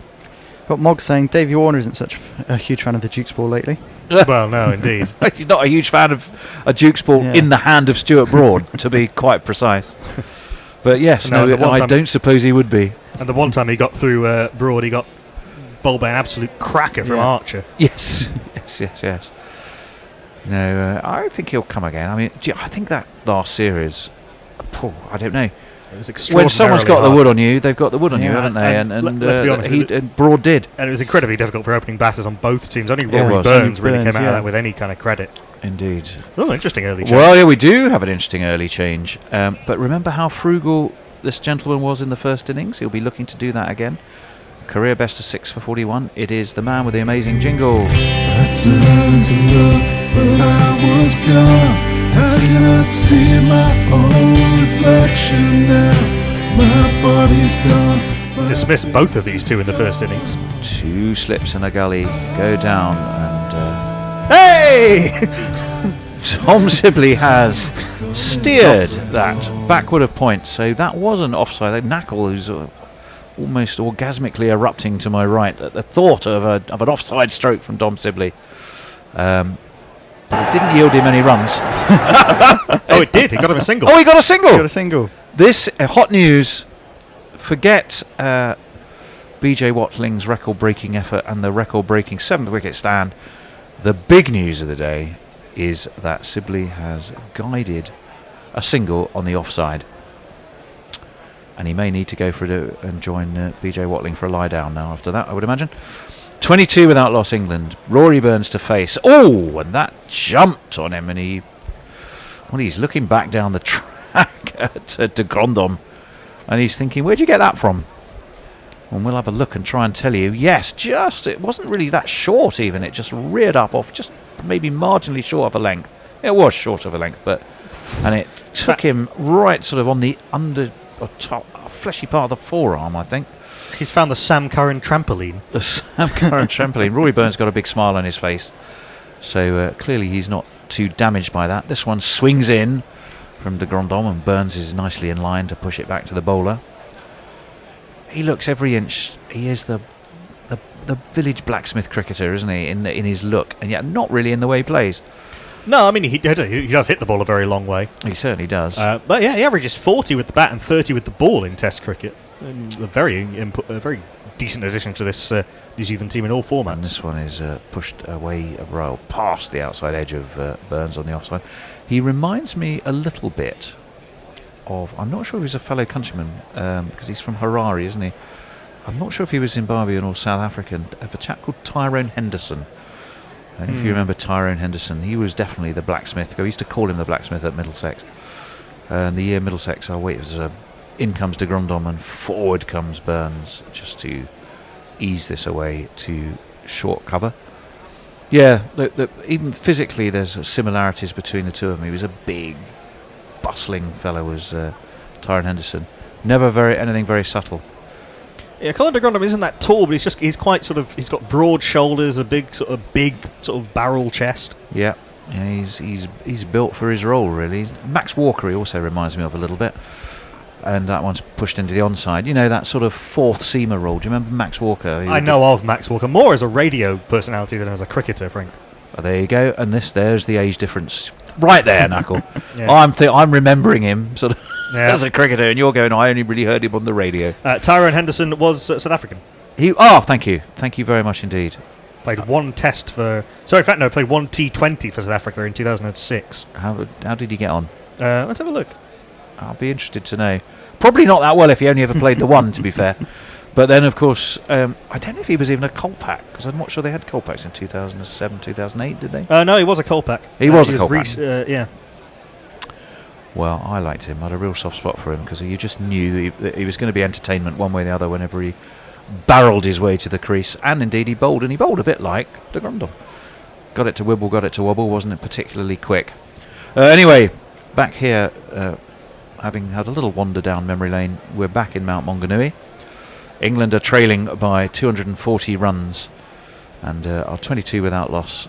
But I guess it's almost like don't look at the scoreboard, just bat, play it over by over and bat and keep batting. Yeah. Essentially have a net session, except try not to give you wicket away. Now we're short leg coming in. It could be a short leg coming in unless one of the England batsmen took one on the helmet, but that's not true. There's a whole selection coming out. Surely Latham can't be coming up to the stumps for Trent Bolt, unless he's thinking about coming up to the stumps for de Grandhomme, possibly. Well, let's see who these are for. Oh, they've gone back again. Matt Henry is one of the... No, Henry gave... Oh, no, here we go. They are bringing in another close fielder. We look like we're about to make a tactical change. John is like a substitute on the bench. He's just doing his warm-up, his limbering up routine, which basically involved one jog on the spot. Henry Nichols has gone under the lid, I think it's short leg. Yeah. So they've got the luxury of all these runs they can afford to attack. Bolt round the wicket left. Very tidily indeed by Dom Sibley. Who is it? Gary loves a good leave, doesn't he? Gary be enjoying this. We all love a good leave. We all love a good leave in the context of hard-fought Test innings, but I think Gary particularly can wax lyrical and eloquent about a good leave, but then he will wax lyrical and eloquent about any subject you give him. Tyrone Henderson's one international match news. Yes, go on. Oh, hold on. Hold that thought. Bolt around the wicket, squares Sibley up a little bit. That was a bit squirty off the outside edge. Goes to Santner at cover. Well, it was India's first ever T20 international. Good Lord, was it? In 2006. Interesting stuff. And Tyrone Henderson was run out for a second ball duck. Oh, Tyrone. And then 4 overs, none for 31 in a game that India won by 6 wickets. Oh, you see, there you go. That I did say I didn't imagine it was spectacular if he only ever played the one. But he did well for the middle. That's why I have fond memories of him. Round the wicket comes Bolt, and Sibley's just on top of that, fencing this away really to the offside. And that man who is in there at forward short leg gets it on the bounce. Who have they brought in? Who is it under the Nichols? lid there? It's Henry Nichols. Not Harvey. No, it was Latham for And most not Gray. it was Latham for most of the first innings, but obviously he's he's otherwise engaged now, yes. isn't he? Yes.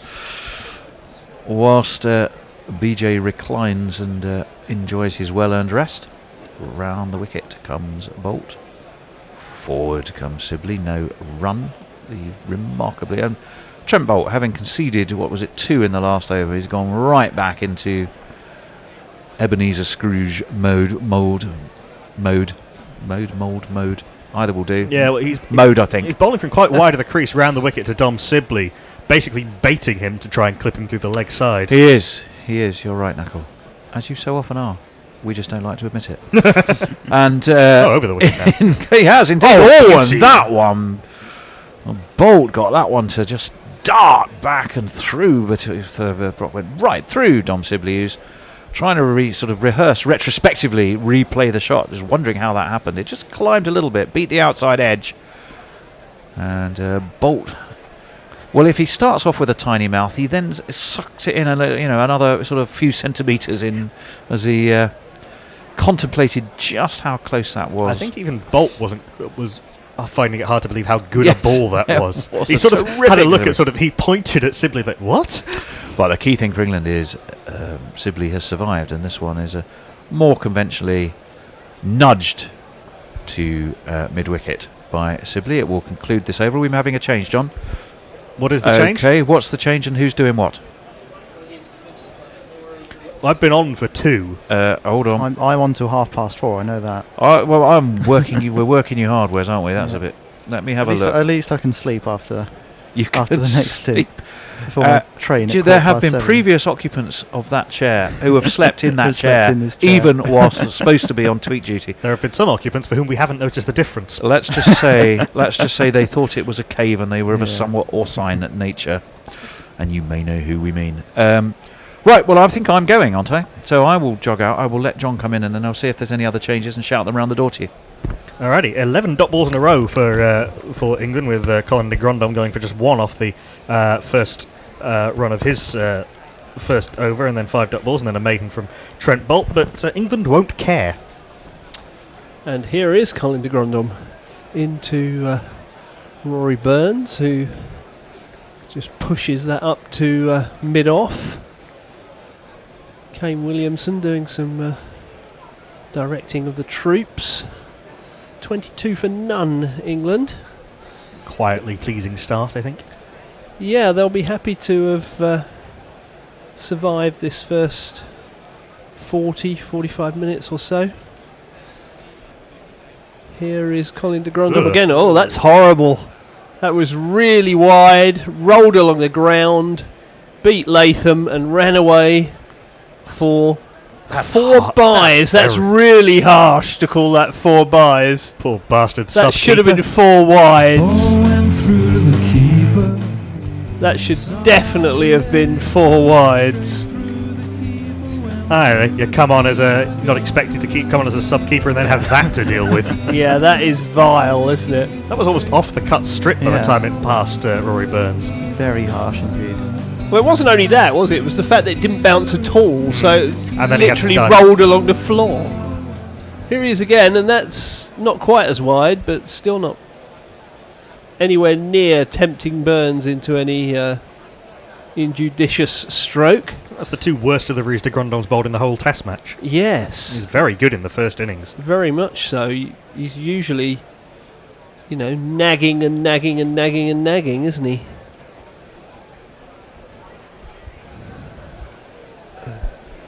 By the way, Dom Sibley took 89 balls to score his first run in the offside in Test cricket. Is that a record, we wonder? It could well be. I wonder if people actually keep stats for that sort of stuff. I don't think that many players are quite as leg-side dominant. Jonathan Trott, maybe? Yeah. I mean, to be fair, I think it's kind of an accident in this case, but it's still just quite amusing. Yeah.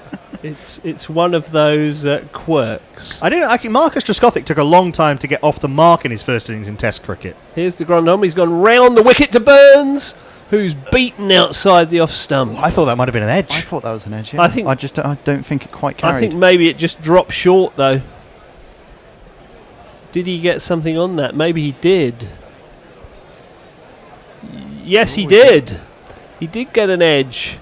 And it dropped just short of Latham. That's much more what we expect from Colin de Grandhomme. That's a tricky one for the keeper. I mean, he can't. Yeah, it's really dying on him the whole time, isn't it? Again. And again, that's far too wide from de Grandhomme. That was a real mixed bag, that over. The 4 byes coming from it. 26 for none off 11. Burns 10, Sibley 11. Kunal Tolani saying Calibri 11 is my go-to font for every report. Like Garamond 2 is the default, yeah. Babar Azam caught behind off Nathan Lyon for 104. Pakistan 226 for 6. Thank you, Messi Jez.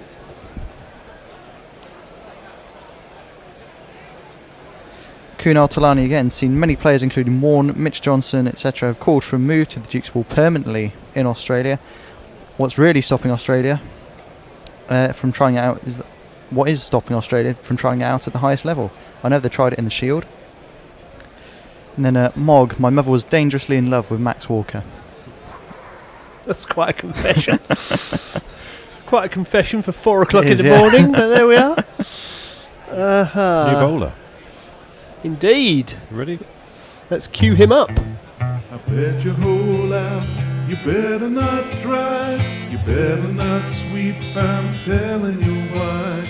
Sadness balls are drifting around. Sadness balls are drifting around. That's a very disturbing thought. First time I've heard that one. So here he is. The man who made his maiden Test century a little earlier. Yeah, Mitchell congratulations to him. Santner. See what he does with ball in hand. His first one's wide of the off stump and it's cut away to cover, but there's no run. Yeah, it was a superb innings by Santner earlier on. Made 126 in a huge partnership with BJ Watling. Here he is again. This is closer to the stumps and Sibley just leans forward and pushes it away. Well, Sibley wouldn't have faced too much left arm spin in his domestic career, opening the batting. No, possibly not. Here's Santner again. It's a bit more tossed up, but it's very wide and Sibley's not to be tempted. They're not really bowling at the stumps, are they, using... No, there's been rather too many that they've been able to leave. He's got a slip in place and he's... Ooh, that's turned past the bat. Oh, wow, that was a ball and a half, wasn't it? That's turned past the bat. I thought he must have edged it to begin with, but it's actually gone a long way. Well, that's a very ominous sign for England. A ball that's not that wide of the stumps and turned a considerable distance. And again. Same ball. Identical. You could have thought you were watching the same ball, couldn't you? You could have thought like Groundhog Day. That was not a replay. It must be Trent Bolt's footmarks, look. My word, that's gone a long way. Well, this is not what England want to see. Here's Santner again. This time, Sibley gets right forward and It was kills. pitch short of that one, wasn't it? Didn't turn anything like that. Yeah. God, those But two yeah, were- Ross Taylor was definitely very much in play for those two balls, That wasn't first he? slip, he bloody was, wasn't he? He fielded both of those. Dear me. Becoming the third wicketkeeper of the mat for New Zealand. You could hear Latham With those saying, last two yours. England fans can now put their hearts back in Yes. their respective mouths, as indeed we have here. Still 26 for none after 12. Fortunately, Kunal Talani has got to say goodbye. That's it, guys. Thanks for the company and commentary. See you tomorrow. Good night. Thank you very much, Kunal. Yes, he's done well to survive that long, I think. It's been I know the feeling. it's been a difficult night, yes. Here is Colin de Grandhomme. That's too wide again, and Burns watchfully lets it go by. He knows that de Grandhomme got him in the first innings, so he's determined not to allow that to happen again. Of course, he's batting with this damaged hand after the drop catch yesterday that split the webbing. So they've glued it together. Ominous, isn't it? Yeah. Stitched it up, maybe. Yes. No, they say glued. Did they glue it? Mm. Oh. Let's hope he doesn't That's come probably- unstuck. I presume it's medicinal glue. But Yeah. Yes, I assume it is. Yeah. Yeah. Yes, I don't think it would be super glue or. I think because it was between his forefinger and his thumb. When I did mine, I stitched mine up. Well, obviously I didn't do it, but Doctor did. That was very genius of you, Wes. You've gone So right I up in just my to do it one hand. estimation. He's a man of many talents, this boy. One-handed as well. Gosh. Here's the Grandhomme again. That's again too wide. It's been a long day. Through to Latham. How many stitches? Can't remember. Quite a few, probably. Yeah, I think 3 or 4. Not very good.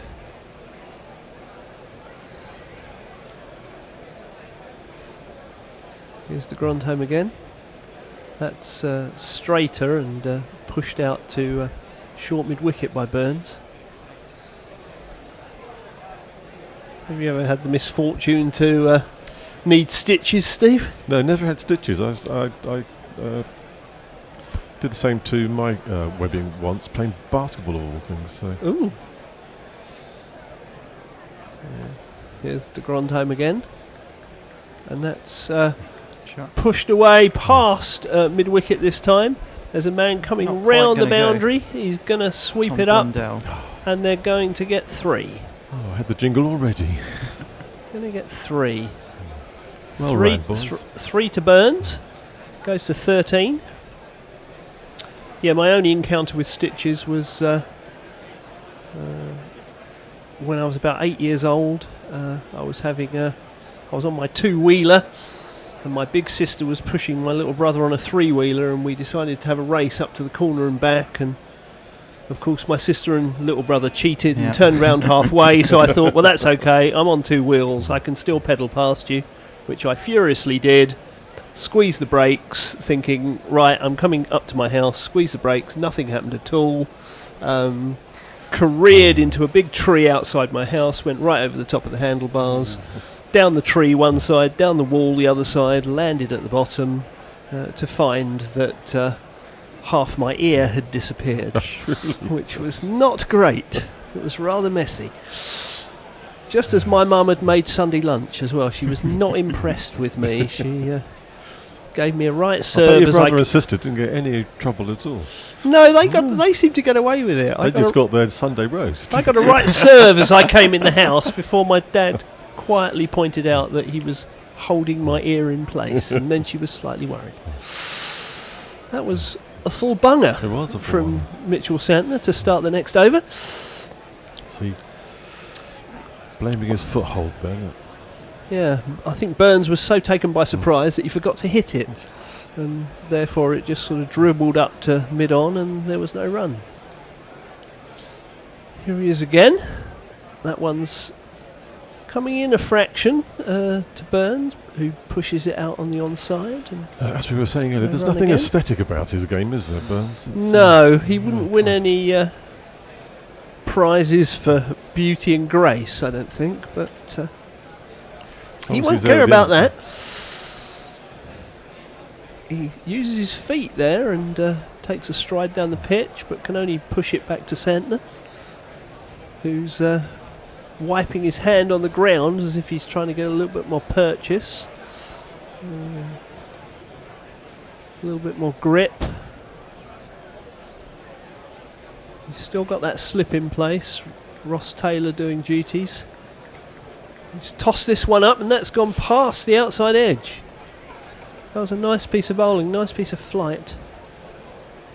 And Latham takes it, he takes the bails off, but he played for the spin in it. Burns is went with the arm, didn't he? still in his crease. Santner not amused.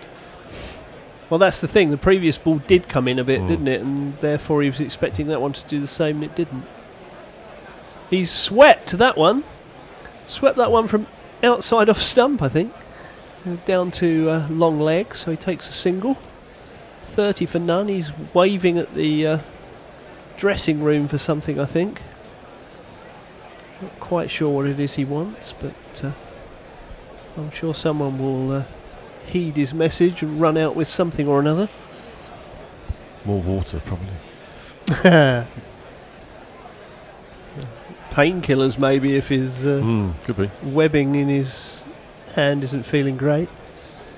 That's brought Sibley onto strike. So we've actually got two slips now, two slips and a short leg and a short cover, a very short cover. Here's Santner, and that's just too wide. Did drift in a little bit, but started too wide. That's the end of the over. It's 30 for none off 14. So all in all, been quite comfortable, haven't they? Burns has edged a couple, but apart from that, Yeah, it hasn't been unduly troublesome for. apart from those two balls that ripped from Santner in the previous over. Yeah, they were strange, weren't they? That was Groundhog Day, wasn't it? You got one ball, and then you thought you were watching a replay, and you were watching another ball. But there we are. Going back to the subject of glue and stitches, Josh Holland says it will be super glue. In fact, it was invented to stick winds back together and only later used for general household bits. Then, after a quick fact check, indicates that's not quite true, but is still widely used medicinally. Aha. I'll remember that next time I just get the super glue. Get the super glue. Oh, I just glued my hand back together. Here's Colin de Grandhomme. That's he's bowling at about 9th stump there, isn't he? It's yeah, way too wide. he's far too wide at the moment, which Burns will be quite happy about because he won't have to. If he is feeling some pain, the less he has to put back to ball, the better, really. Of course, Mog's saying stitches are for the weak, chicks dig scars. Yes. Saying he broke his arm in 4 places as a child. After my mother tried to push it back in place, she had to get my father's opinion. He was some kilometres away by dirt road, and it was the first time I'd ever heard him say fuck. There's an introduction to the word. Well, there you go. A smashed arm. And your father swears Shattered it. arm. Oh dear. What do you have to do to get a bit of sympathy round here? That's the question, isn't it? Dear me. That was another very wide one from de Grandhomme. Yeah, the radar's way off, isn't it? Yes. At the moment. A bit like some of Ben Stokes' bowling at the end. Some of that was dreadful, wasn't it? It was real. Was it 21 wides we ended up? Pies stuff. 22, I think. In the end. Yeah, we broke the record. A record. We broke the record. A new record. We broke the record for wides. Mainly due to Ben Stokes and Joe Root, who bowled a couple of Archer as well. Hideous attempted leg spinners, which didn't work at all. Yeah, hideous. So de Grandholm's got 2 slips and a gully, a point cover, mid off. That one's through to Latham again. Not getting his. He's not bowling anything like as what he did in the first innings, was he? He was really right at them all he the was time. absolutely at it, wasn't he? They're all over the place. And this time, not really on it at all at the moment. So far they've bowled 8 balls that would have hit the stumps. Yeah, not the best use of. That one's wide down the leg side, and Burns says thank you very much and just helps it round the corner, and it runs away for 4.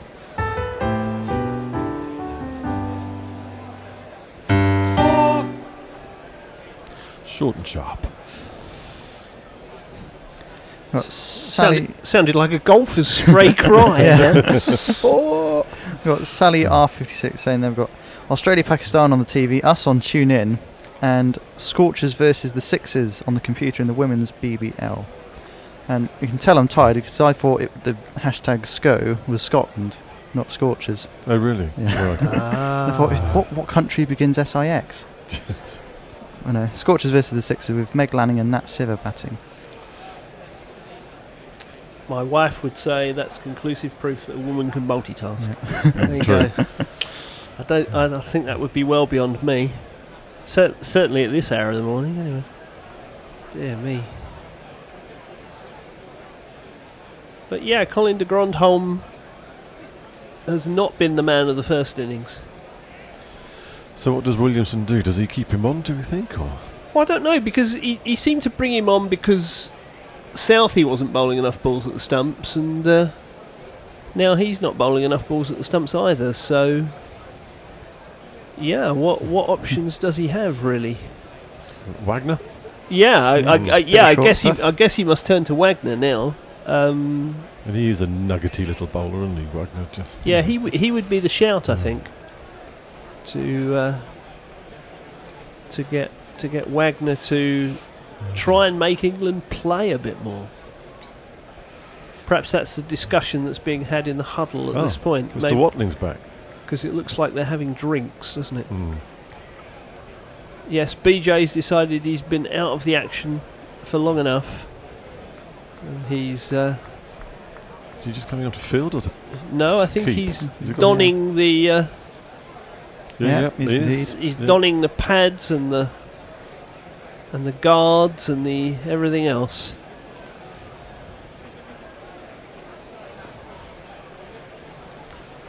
He'll certainly be kept busy if New Zealand bowlers keep bowling wide of the stumps as they have been. He'll have plenty of work to do. I hope he's feeling refreshed, gosh. Yeah, you wouldn't have thought we would have got much refreshment, would you, out of... We're just seeing a dismissal again. You know. Faintest of edges. Boom.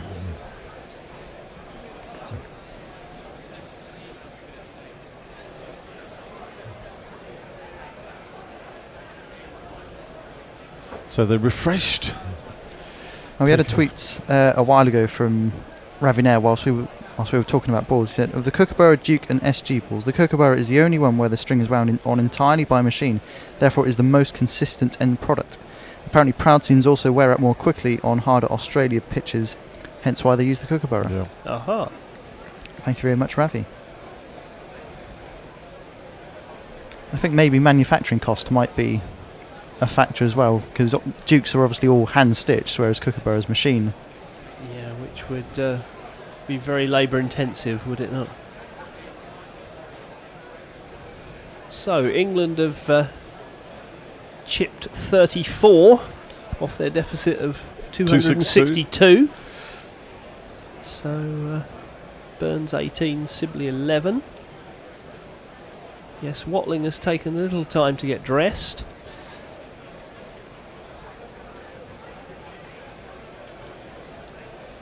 Always brings back memories for me of a football match at AFC Wimbledon when an Accrington Stanley substitute goalkeeper took 10 minutes to get on the field after his number one had been sent off, and I spoke to the then Wimbledon manager Neil Ardley at the end of the game, and he said, yes, he had absolutely no kit on when the sending off took place. We just need some shin pads and some. And then said it was like waiting for my wife to get dressed on a night out, which was very Neil Ardley said which that. was very quotable. Yes. Whether his wife let him in that night or fed him, I've no idea at all. But as far as I'm aware, he's still happily married. That first ball of the after the drinks break was just played away defensively. Here's Santner again.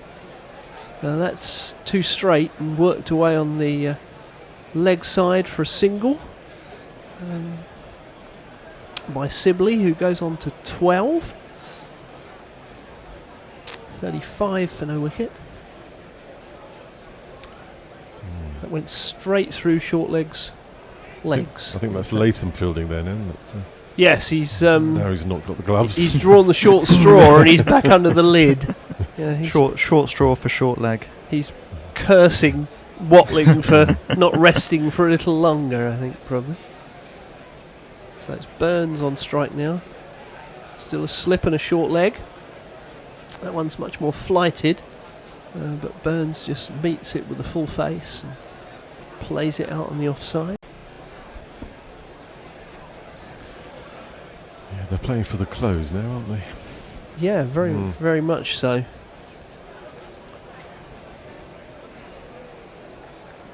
Here's Santner again. Oh, hello. That's just awful, isn't it?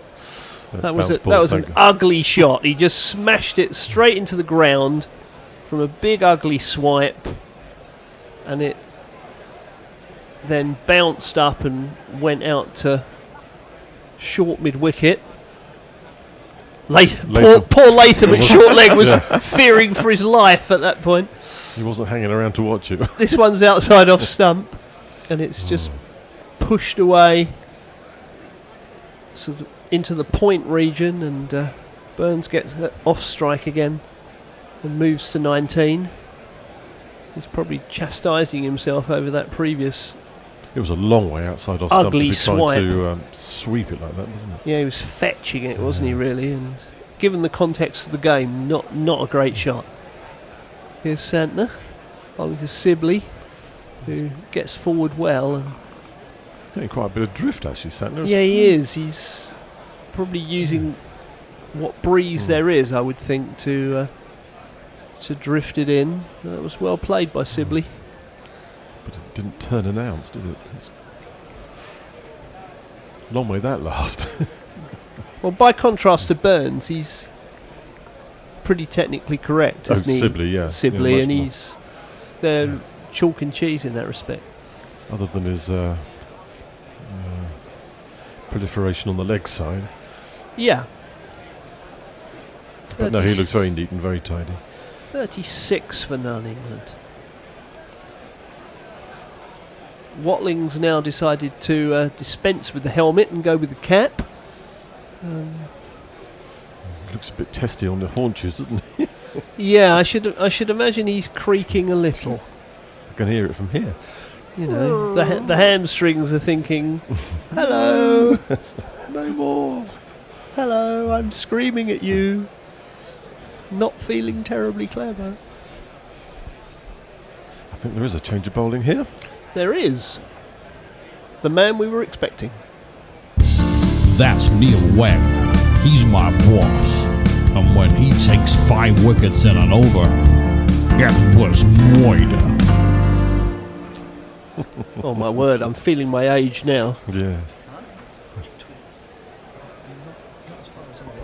I am feeling my age now. Here is Wagner. Starts with a bouncer, which Burns ducks underneath. And it goes through to the keeper.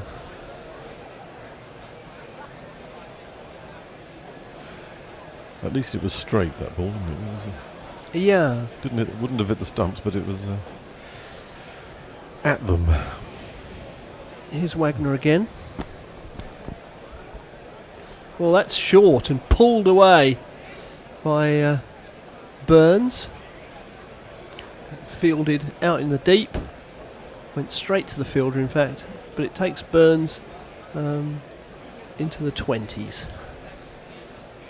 Yeah, I think the only time my hamstrings have ever felt quite that bad was after a sponsored cycle ride to raise money for a trip to America. I cycled myself and the other team members cycled all the Premier League grounds of London at that time, starting from Wandsworth Common. We went out to Crystal Palace, West Ham, Tottenham, Arsenal, Chelsea, Queen's Park Rangers, and back again. That was a to long time Wandsworth. ago then. So yeah, indeed. So I think it was. I think that was a 64-mile round trip.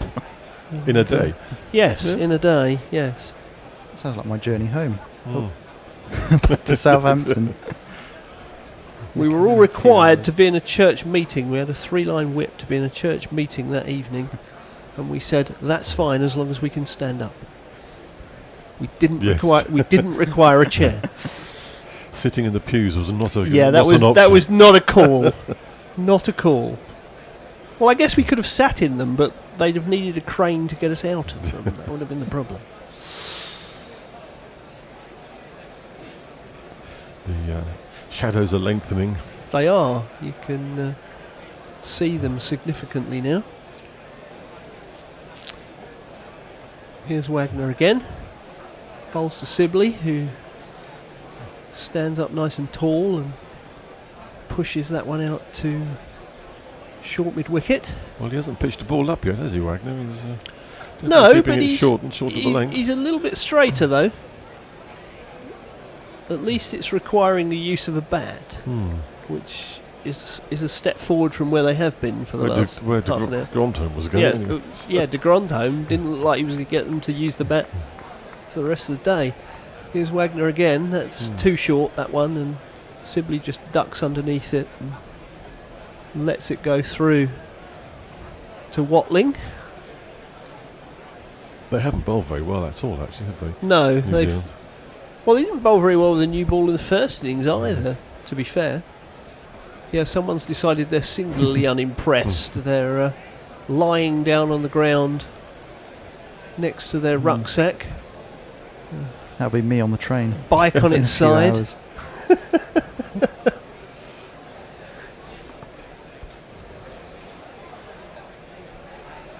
A tweet coming from Sophie. I guess I won't be the first to note that Barry the Bugle is playing Internationale. Ooh. We can't hear that, unfortunately. No, we can't hear it. But he probably is. Whether he's playing it well or not is... He's quite an accomplished bugler, isn't he? Is he indeed? Yeah. Ah. Good shot. Well, anyone that can be an accomplished bugler is good in my book. I think they're extremely hard to play. Yeah, that was a nice sweep shot by Burns, who's gone to 21. 38 for none.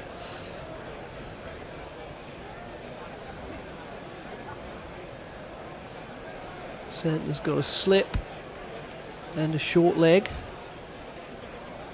in place as he comes in and bowls to Sibley, who gets a little bit of an inside edge onto that one, but it just rolls into his pad. Sort of leapt a bit at him, didn't it? I think it hit quite high in the bat, that one. Yeah, he's getting a It's little a bit of variable variable. bounce, isn't there? It's a bit of variable bounce. England will It's a hope that four-day-old doesn't. pitch. Not surprising, really. England will hope that doesn't exacerbate too much. Wow, that one's gone past the inside edge, I think. Yeah, playing. Watling kind of grabbed the ball and thought there might be a chance for stumping and kind of fell over trying to execute it. Actually, it was an inside edge onto the pad and he spilt it. I don't think he actually got it, did he? But did he actually get a hand on it at all? Yeah, I think it hit his leg, actually. We're not sure. Here's Santner again. So certainly a let-off. Here we go. Yeah, no. Never really saying. Straight in the box. Yeah, it's actually hit him in the box. Welcome back to keeping, BJ Watling. Yes, it's not Santa's balls that are going everywhere, apparently. Tony has reappeared. He has reappeared.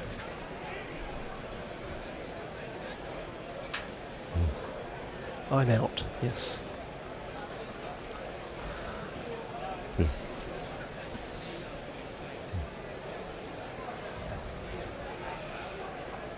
Yes, I think it would be maybe Tony to take you through to stumps, I think.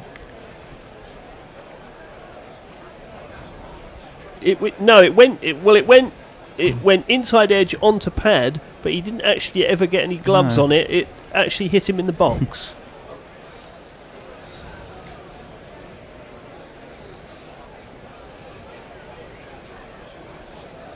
Fortunately, it's only a spin bowler, so he will be rubbing them, not counting them.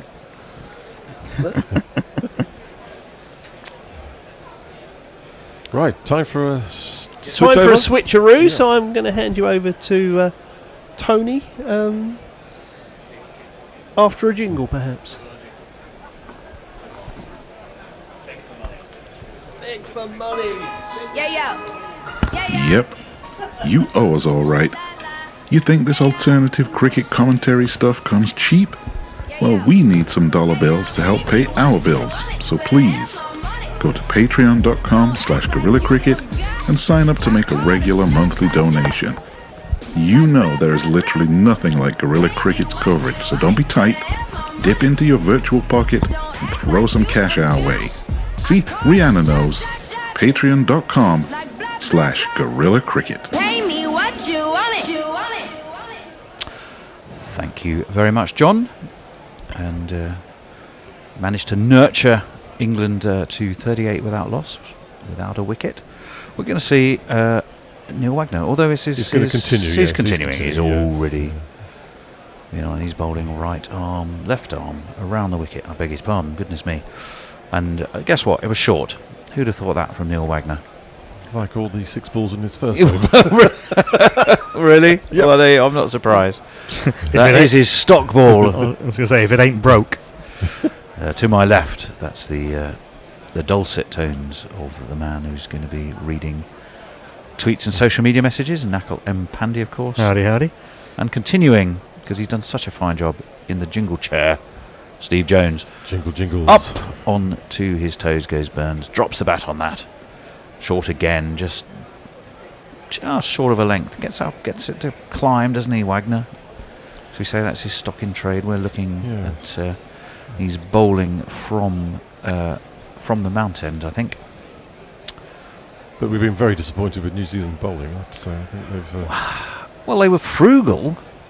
I mean, I beg your pardon, Bolt didn't give a run away until his 4th over, and albeit that was right at the end of that. But yes, maybe not frugal rather than penetrative. Santner's been pretty good since he came on. Santner's got a 2 to rip, hasn't he? And then he just had Sibley dropped off inside edge and pad. Burns pulls this superbly, but there is a man riding that mid-wicket boundary. It's Tom Blundell. And he fires in a first-rate throw as well. Henry Nichols, I think. Was it Nichols? I thought it was Blundell. Okay. Well, he was on for Watling, wasn't he? So. Blundell's gone off again because the Watling's been levered out of his ice bath. Oh, has he? Yes. Poor lad. Why don't you just let him keep his feet up? Has he gone behind the stump? Yeah, has he really? Did so at drinks, yeah. So it was actually him who put that drop down. Yes, it was, yeah. Tough chance. You can tell I've been concentrating. I tell you, it's an interesting. You had the rotor to sort out, didn't you? Yeah, there is. We'll take you through that field if we get a chance, because it is a very interesting one for Neil Wagner. Pulled again. This one is going to go all the way. There's no chance of. That is Trent Bolt, who was at long leg, but he won't get close to that. So 4 runs for Rory Burns.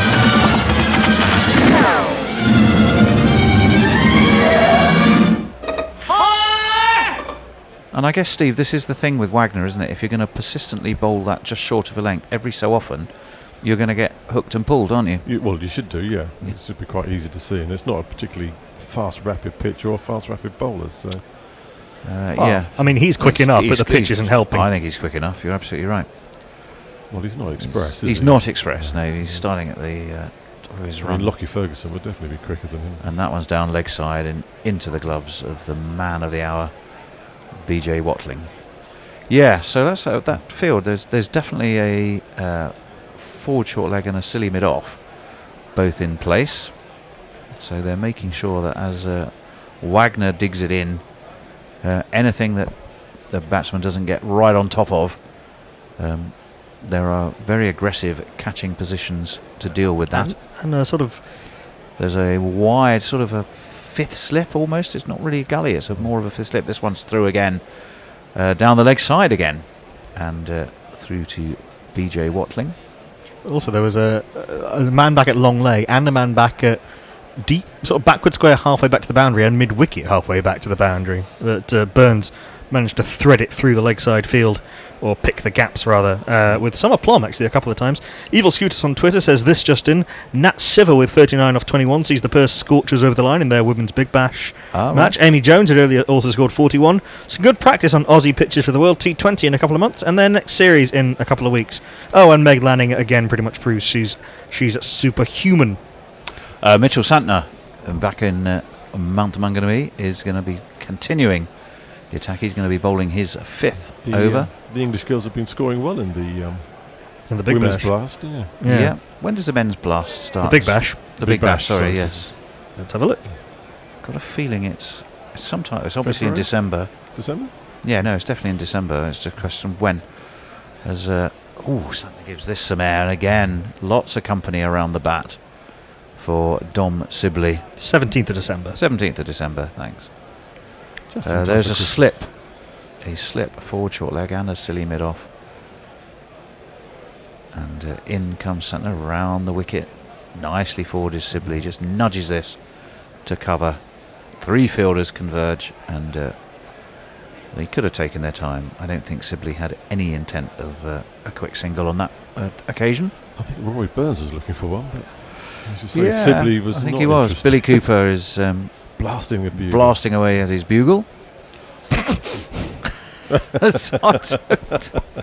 I didn't even mean that to sound as rude as it did, as this one is left outside off stump by Sibley. BJ on the brain. Well, he should give that to Trent Bolt. Let him have a go, because he's got the perfect mouth for bugle bashing. The embouchure. Embouchon. And forward, yes, comes Sibley. It's sort of a bit squirty off the outside edge, goes straight to I think that gully. it hit Nichols, didn't it? hit Nichols at silly mid off. Oh, did it? Let's have a look. He just drove straight at him. Oh, he did. Yeah, he got big front foot forward, and Nichols wore that on the knee. I mean, technically that's a dropped catch. Well, let's have a look. He was trying to get out of the way. Fortunately, he hit him at the top of the pad that is tucked under his trouser leg. This one again is just the bat dropped on it by Sibley. No run. So searching over this by Santner. Yeah, he's bowled very well. He's varied his pace very nicely. 44 without loss, England. He's turning the odd one, getting the odd one to skid through, the odd one to bounce a bit more. The one that Sibley was dropped off was a inside edge, which bounced a bit more. It looks like Colin de Grandhomme is moving away from the leg side. He's coming in now to that ring of fielders. On the left side, there's a backward point cover. Deep short cover. Yeah, now where was he coming into there? Middle. Well, they've taken the deep square leg and Yeah. put into short extra cover, and then they've moved the square leg into regular Yeah. square leg. Forward again comes Sibley. Back to Mitchell Santner. No run. And then he bowls it on middle stump. He does. Oh, well. Yes. Yep, so another maiden. Continuing to test the mettle of the Whitgift pair.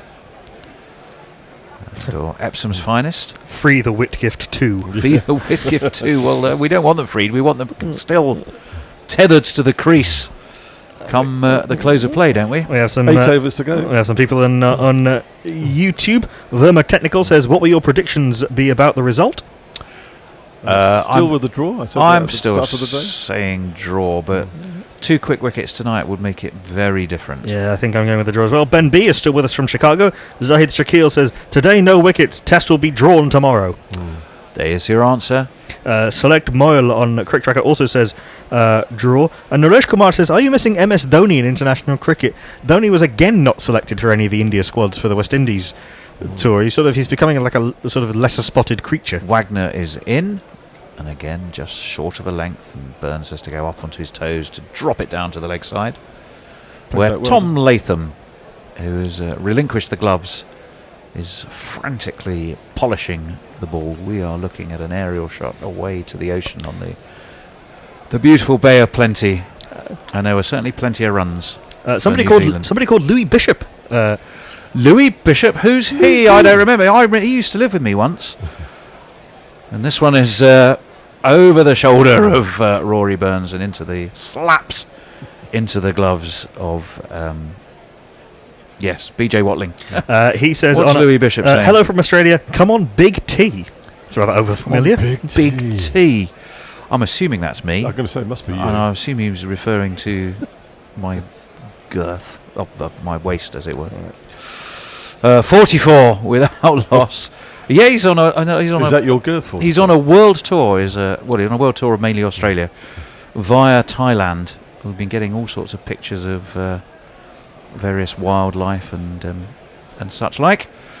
Wagner is in and what a shot! Beautifully off his legs by Burns through square leg, all the way for one of these.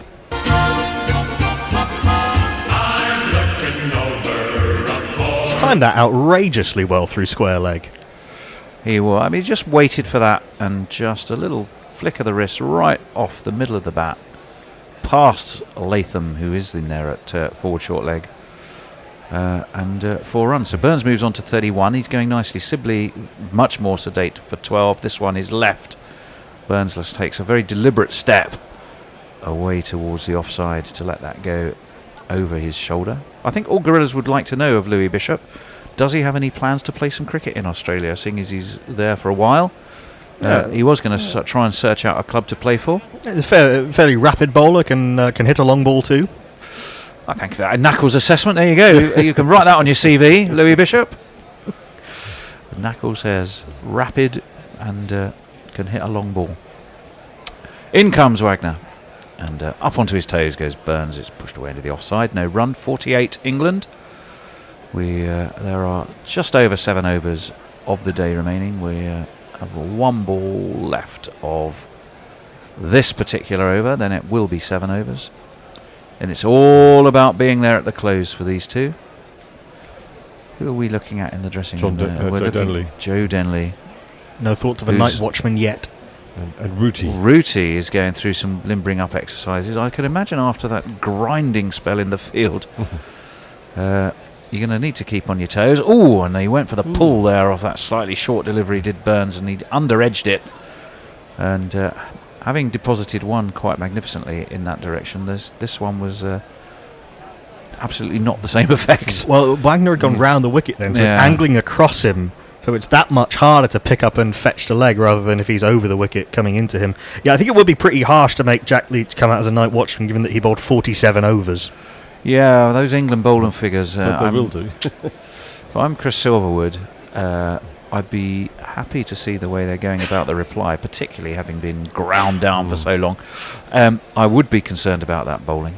I know it's a track that's not helping the bowlers, but nonetheless, it just did look rather impotent. Some of the Sky pundits, in particular Rob Key, were saying that the issue was with the batting. I mean, 350 is not a bad score. I know they left a few runs out there, but I think really, you're right. The fact that not taking a wicket for the best part of 5 sessions.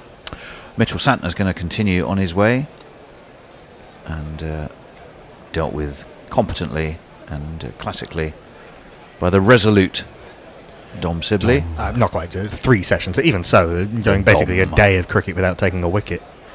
As ever for Santner, there is plenty for him to think about. He's got Ross Taylor there at slip.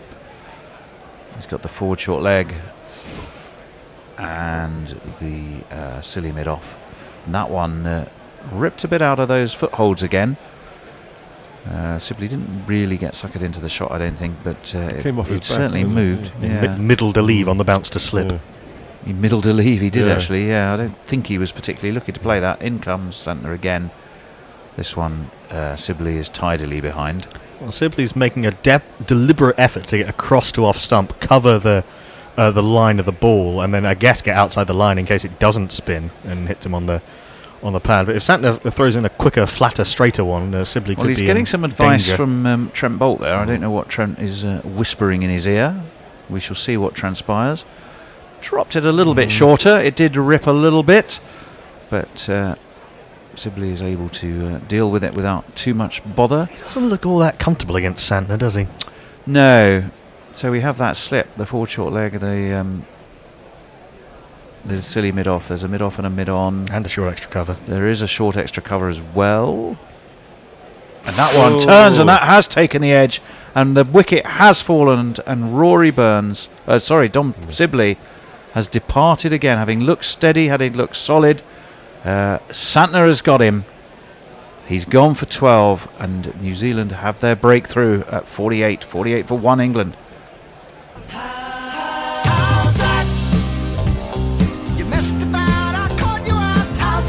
And for the first time since Todd Astle took a wicket in the second over of the Auckland Test of 2018, a New Zealand spinner has taken a wicket at home. Yep, now, yes, indeed. Sibley will be desperately disappointed with that, because that was one he really didn't. It pitched outside of off and moved further away. Yeah, he did not need to play that. He's been suckered in by one. Drew the bat into it. He's been suckered in by one that just tossed up a little bit, it drifted a little bit, it dipped on him. And that's happened a couple of times where he's pushed at deliveries he didn't really need to be playing at, just drawn in by Mitchell Santner changing the pace. There were those two that ripped out of the foot marks and missed everything. He's already been dropped once by BJ Watling on torso. I don't think he actually added any runs after that, so he's been slightly marooned. 12 off 62, which I guess does a job in the situation that England are in. And opening partnerships of 52 and 48, where have we heard those numbers before, is okay for Burns and Sibley, but no more than that. Yeah, well, I'm afraid so. I mean, again, it's a decent start, close to 50. But in the context of this match, those two's job was to be there at the close, and they haven't managed it. So it brings Joe Denley to the crease.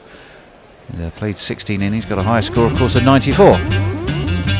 Joe Denley, he's almost as old as the theme song, but Chef is gone, and we need someone to bat at the top of the order. Joe Denley, he's also a part-time bowler. He can do leg spin, but he's no Ravi Ashwin. He'll need help from the heavy. Santner's in. Oh, and this one, Denley too, but he guides this pass slip. Jeet Raval is off in hot pursuit, and Denley will get himself. Did they not run? Yes, they did. They must have. I was about to say they must have taken a single for that. I think Watling thought they were coming back for the second, so he was desperate to get the. He was. You do. I mean, he did. Even Denley off that first ball there, he was also just stretching for it a little bit, wasn't he? Yeah, again. Watching that dismissal one more time. It's a good catch actually by Watling. That was a pretty big edge. Well, for a man who's had the day he's had, that's probably not a bad way to sort of. It's another one that's ripped away. Look close it, and it's certainly turned. Sibley looked kind of all at sea against Santner, really. That's not easy to say. Went 4 in the morning or 5 in the morning. Sibley all at sea against Santner. A lot of S's. 49 for 1. Denley at least off the mark. He's also nicked the strike, so he'll have, I would imagine, a little bit of short pitch stuff to deal with from New Zealand's enforcer, Mr. Wagner. Ravi Nair says, is Big T a nudge nudge below the belt reference? Imagine says, there's a fantasy league set up for the BBL commencing the 17th of December. 10 spots available exclusively for Guerrilla Cricket and Guerrilla Cricket South Africa listeners. And she's said the link, there is money to be won, apparently. I've retweeted what is this for? A fantasy league for the Big Bash. Oh! I've retweeted the link. Adelaide Barmy says, does anyone know whether we'll need a passport to get into New Zealand next week? Isn't it either part of the Australia or a county of the UK asking for a friend? I don't think they'll thank you for that. And Monk says, the long streak of no spinners taking wickets at home is over. Indeed it is, as Neil Wagner comes thundering in. And not a decent ball on a length, left alone by Denley. I'm sure he was expecting a short one, but he didn't get it. It was a good ball, slanted across him, and it was through to BJ Watling for no run. 49 for 1. That one being the crucial statistic, I think, in the context of the other one is grind the for England. 5.9 overs remaining. Yeah. Well, yes, indeed. Wagner's in again. This one is a bit shorter, and Denley. It didn't get up really too much on Denley, and he looked very comfortable in dealing with it. 690 on his the number beneath the 3 lions on his chest.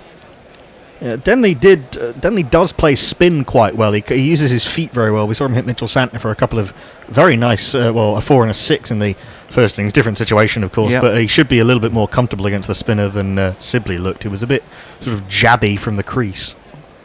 He stands bat aloft and then drops that bat on this ball from Wagner, pushes to mid-off, no run.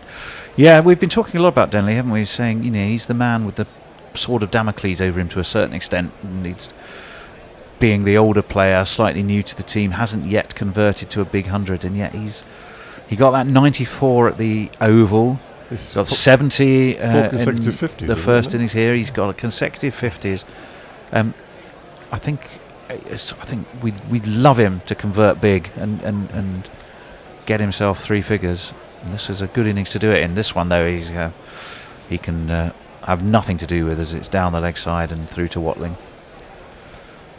So 49 for 1 England. 4 dot balls from Neil Wagner. As, I'm sure Denley and Burns will be counting down every ball towards the close of play here. I think anything the pressure is on them. Anything they don't have to play at is a bonus. Yep. Yeah, they'll leave dot ball leaves. They'll be more than happy with. As Wagner thunders in, pulled magnificently and through deep square leg, and Mitchell Santner, who was out there, kind of dived over it, couldn't stop it, and it's 4 runs. It's Nissan She. It's Nissan She. It's one way to save a game. Oh, it was dropped so short by Wagner. Denley had an age to see that, and did the necessary. Even when you're batting to save a game, I don't think you could ignore that. No. He had so long to pick it and dispatch it, which he duly did. So he moves on to 5. England's the 50 is up. Wagner in short. This one he leaves it because it's just a little bit wider than the previous one, and it's through to BJ Watling. And Wagner's coming up to have a little word. I'm sorry, mate. If you're going to bowl short filth, don't be surprised if it gets tonked away to the boundary. I'm not quite sure what he's complaining about. But if it helps him, there you go.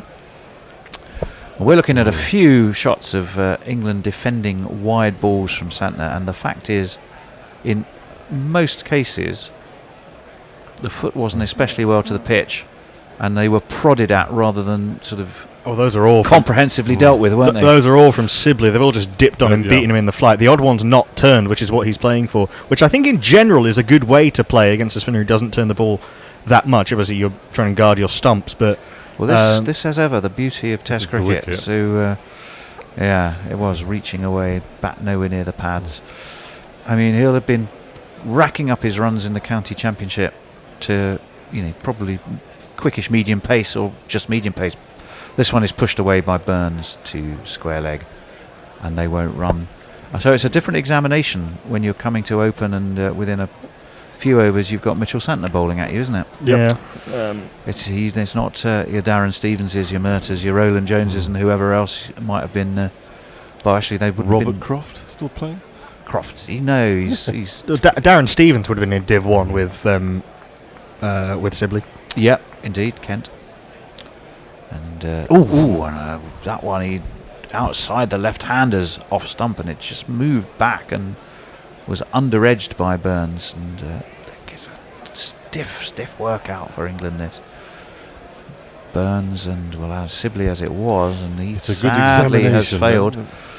So Joe Denley needs to bring every bit of his experience. The Barmy Army in full song. There's a lady with Billy Cooper is trumpeting away, and a lady with a big Union Jack, or not a Union Jack, St George's Cross. Yeah, I didn't notice the flag. Dancing. You didn't notice the flag that she was holding. 53 for 1, England. Burns is on 31. He has strike. He's facing the dangerous Santner, who gives this one a fair bit of air. It's obviously done. Oh, and I think that's dropped. Oh. Santner just... Is it Southey as well? It's Tim Southey. All the fielders. And he was at mid-on and he dived. Yep, it was very uppish. He dived forward. He got both hands to it. Slaps the turf in frustration. England have got away with a life there. Would have been a super catch, but... more sort of short mid-wicket, wasn't it, rather than mid-on? But only just carried, but Southey's a good fielder. Santner. On to back foot this time goes Burns. And that beat him hook, line and sinker. The whole day of this tomorrow is not going to be... Santner's getting alarming bounce from those footmarks. Yeah, are you watching Jack Leach, I think, because there's a lot of spit and turn here for Santner that, frankly, Jack Leach wasn't finding. And that one more conventional and a slower turn into the left-hander, and it's just pushed away. I mean, obviously Jack Leach had been bowling for a very long time, and it's very difficult to put quite so much body on that in your 47th over. But Santner is that little bit taller. He's bowling that little bit slower, tossing it up a little bit more. As he tosses that one up to conclude the over, and it's just nudged into the leg side by Burns, and they won't run. And we've seen this in the IPL. Actually, he can be really dangerous when there's and get the ball to seriously rip, because he's got such massively long fingers. He can really give the ball a rip if there's some turn out there. I remember one IPL game in particular, he was basically unplayable. But it's going to be very, very difficult, and particularly with the with rough on both sides created by Bolt and Wagner. This pitch is dry. We were told it might start breaking up on days 4 and 5, and it does seem to be. That's Mitchell Santner's first home wicket since 2017. Wow. Yeah, minimum overs left 4 today. The good news weather-wise is, well, certainly for New Zealand, I think probably more than England. The good news weather-wise is that at the beginning of the test we thought there might be a bit of a danger of rain on day 5 in the afternoon. That seems to have dissipated completely, and we're in for a long, hard, dry day tomorrow. As this is steered to backward point by Joe Denley off Neil the Enforcer Wagner. England 53 for 1. Arnab on YouTube says, "Hey, good morning, greetings from India." Good morning to you. Good morning. Greetings. And welcome. Welcome indeed. What time would be in India? About 9 o'clock, something? Yeah. Just waking up there. It's a good time to catch some cricket. As in comes Wagner around the wicket, and Joe Denley just very tidily in behind this. No run. 10:42 a.m. in India. A few hours to go until the next day of the day-night test that's going on in Calcutta. But that's an inevitable conclusion, isn't it, in terms of that, unless something's changed from what I was seeing earlier? I mean, it was a bit of a heavyweight versus lightweight contest from what I saw. Bangladesh finished 152 for 6 overnight, still trailing by 89 runs. It's a hard job to get India to bat again. This one is left by Denley over his shoulder and to the wicketkeeper BJ Watling. Yeah, Bangladesh in the wars there, so 2 concussion subs were needed by Bangladesh in the first innings. Both Liton Das and Naeem Hassan got hit in the head. Crikey. And a couple of other batters, I think, have been hit in the head in the second innings. Was this in the night? Go off. The night part of the day night? Not really, no. Mohammad Shami just bowling skiddy bouncers that people couldn't get out the way of.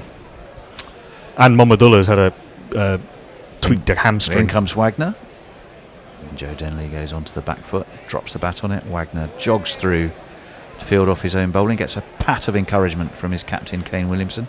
So a Pyrrhic defeat, if such a thing is possible. A Pyrrhic defeat?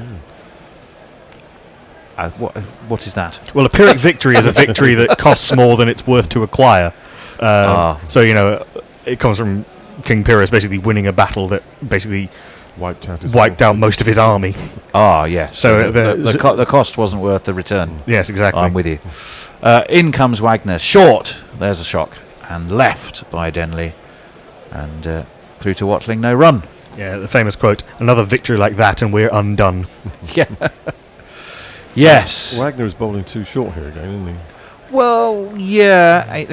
Every so often he gets that one that is just fractionally short of a length that rears up at the batsman, and they are very hard to deal with. Armpit when he ribcage drops level. too short, then Which is what he's done most of this over. Which is Freddie and the Dreamers, who wears short shorts.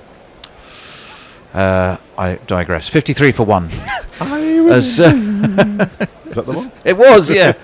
Denley steers this to point. There's no run. Louis Bishop on our own Facebook page says he's just signed a contract for the Melbourne Stars. Oh, has he? What, to go and watch them, to drink beer while they play?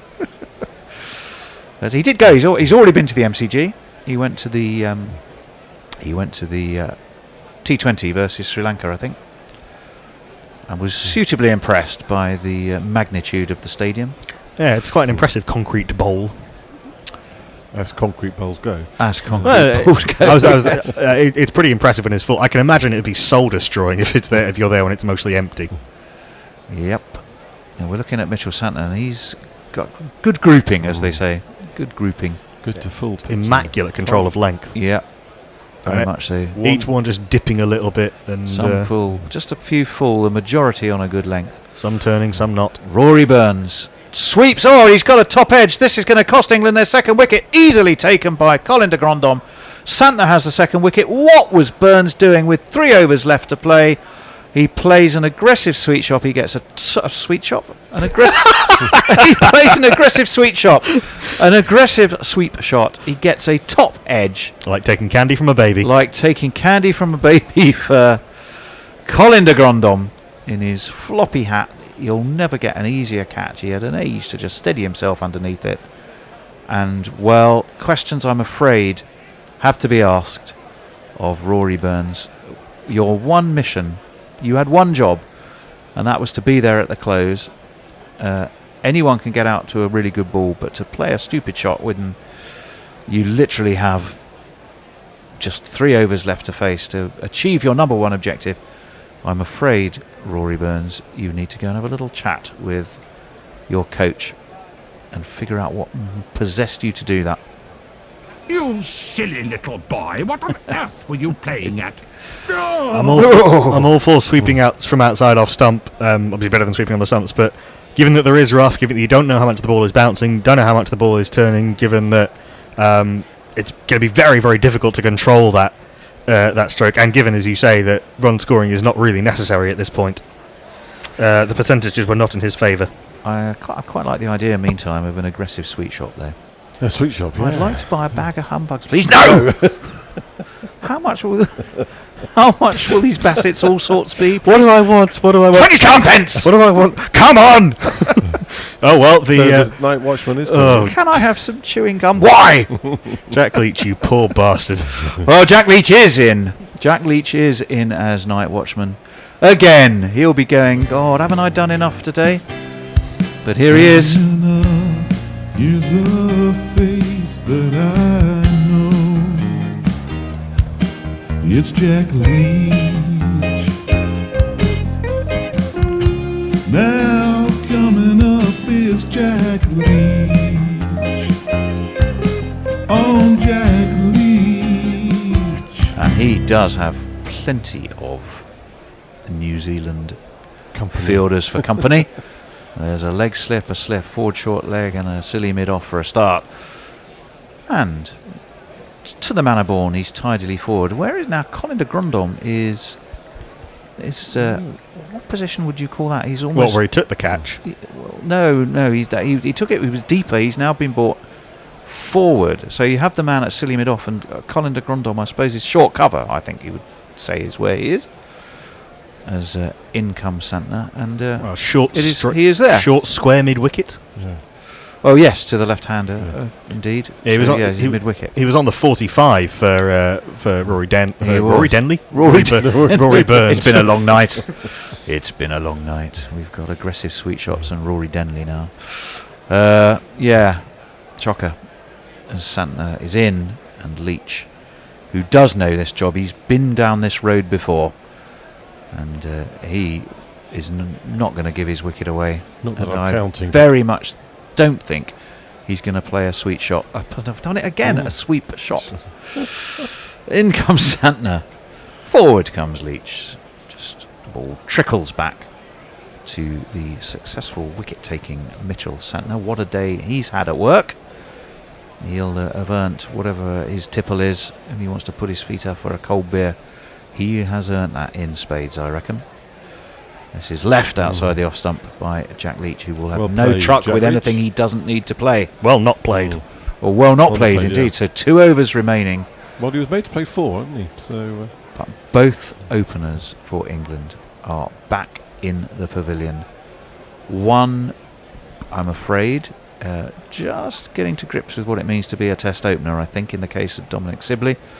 He's flattered to deceive, really, in both innings, hasn't he? Well, he's stuck around. He's stuck around, but he really did just reach for one that he probably could not. He could well have avoided reaching for. I mean, he'd basically been prodding from the crease for about 15 or 20 balls at Mitchell Santner, just completely unable to rotate the strike. And Mitchell Santner is not in the upper echelon of spinners, but he's a very clever cricketer, and clever spinners will not let that kind of thing go unpunished. And Rory Burns just a complete lapse of judgment, really. Well, it was. I'm afraid he really is going to be on the naughty step this evening. 209 the deficit. I don't think England will be thinking too much in terms of reducing that dramatically in this final 2 overs of the play today. Who's that coming? Is that Colin de Grandhomme? Came all the way in to field. and has gone back to short exactly where he wicket, started. and then it's been sent back to where he started from. Yeah, Wagner left arm around the wicket, full, and draws a shot out of Denley, and it just shaped away from him. And Denley was playing for that. New Zealand right on top here. Tails are up. They are spitting fire. A fuller ball, though. It was a fuller ball by Wagner, and he just got that little bit of extra movement because of it. Well, because he's left arm round the wicket, Denley's got to play at that because he's not sure how much it's coming back. For all he knew, that was going to take out off stump. Seagulls are whirling away. And Colin de Grandhomme has finally been called over to the offside. Not unlike vultures, probably, in this particular context for England. Joe Denley. Weight of responsibility for him now. Short, and gloved uppishly past that man at board short leg. Jayden Raval is going to jog around from mid-wicket to field, and they will take a single, in fact. And there you go, Jack. Back to you again, son. I mean, really, the night watchman should, at this point, be facing as much of the strike as possible, shouldn't he?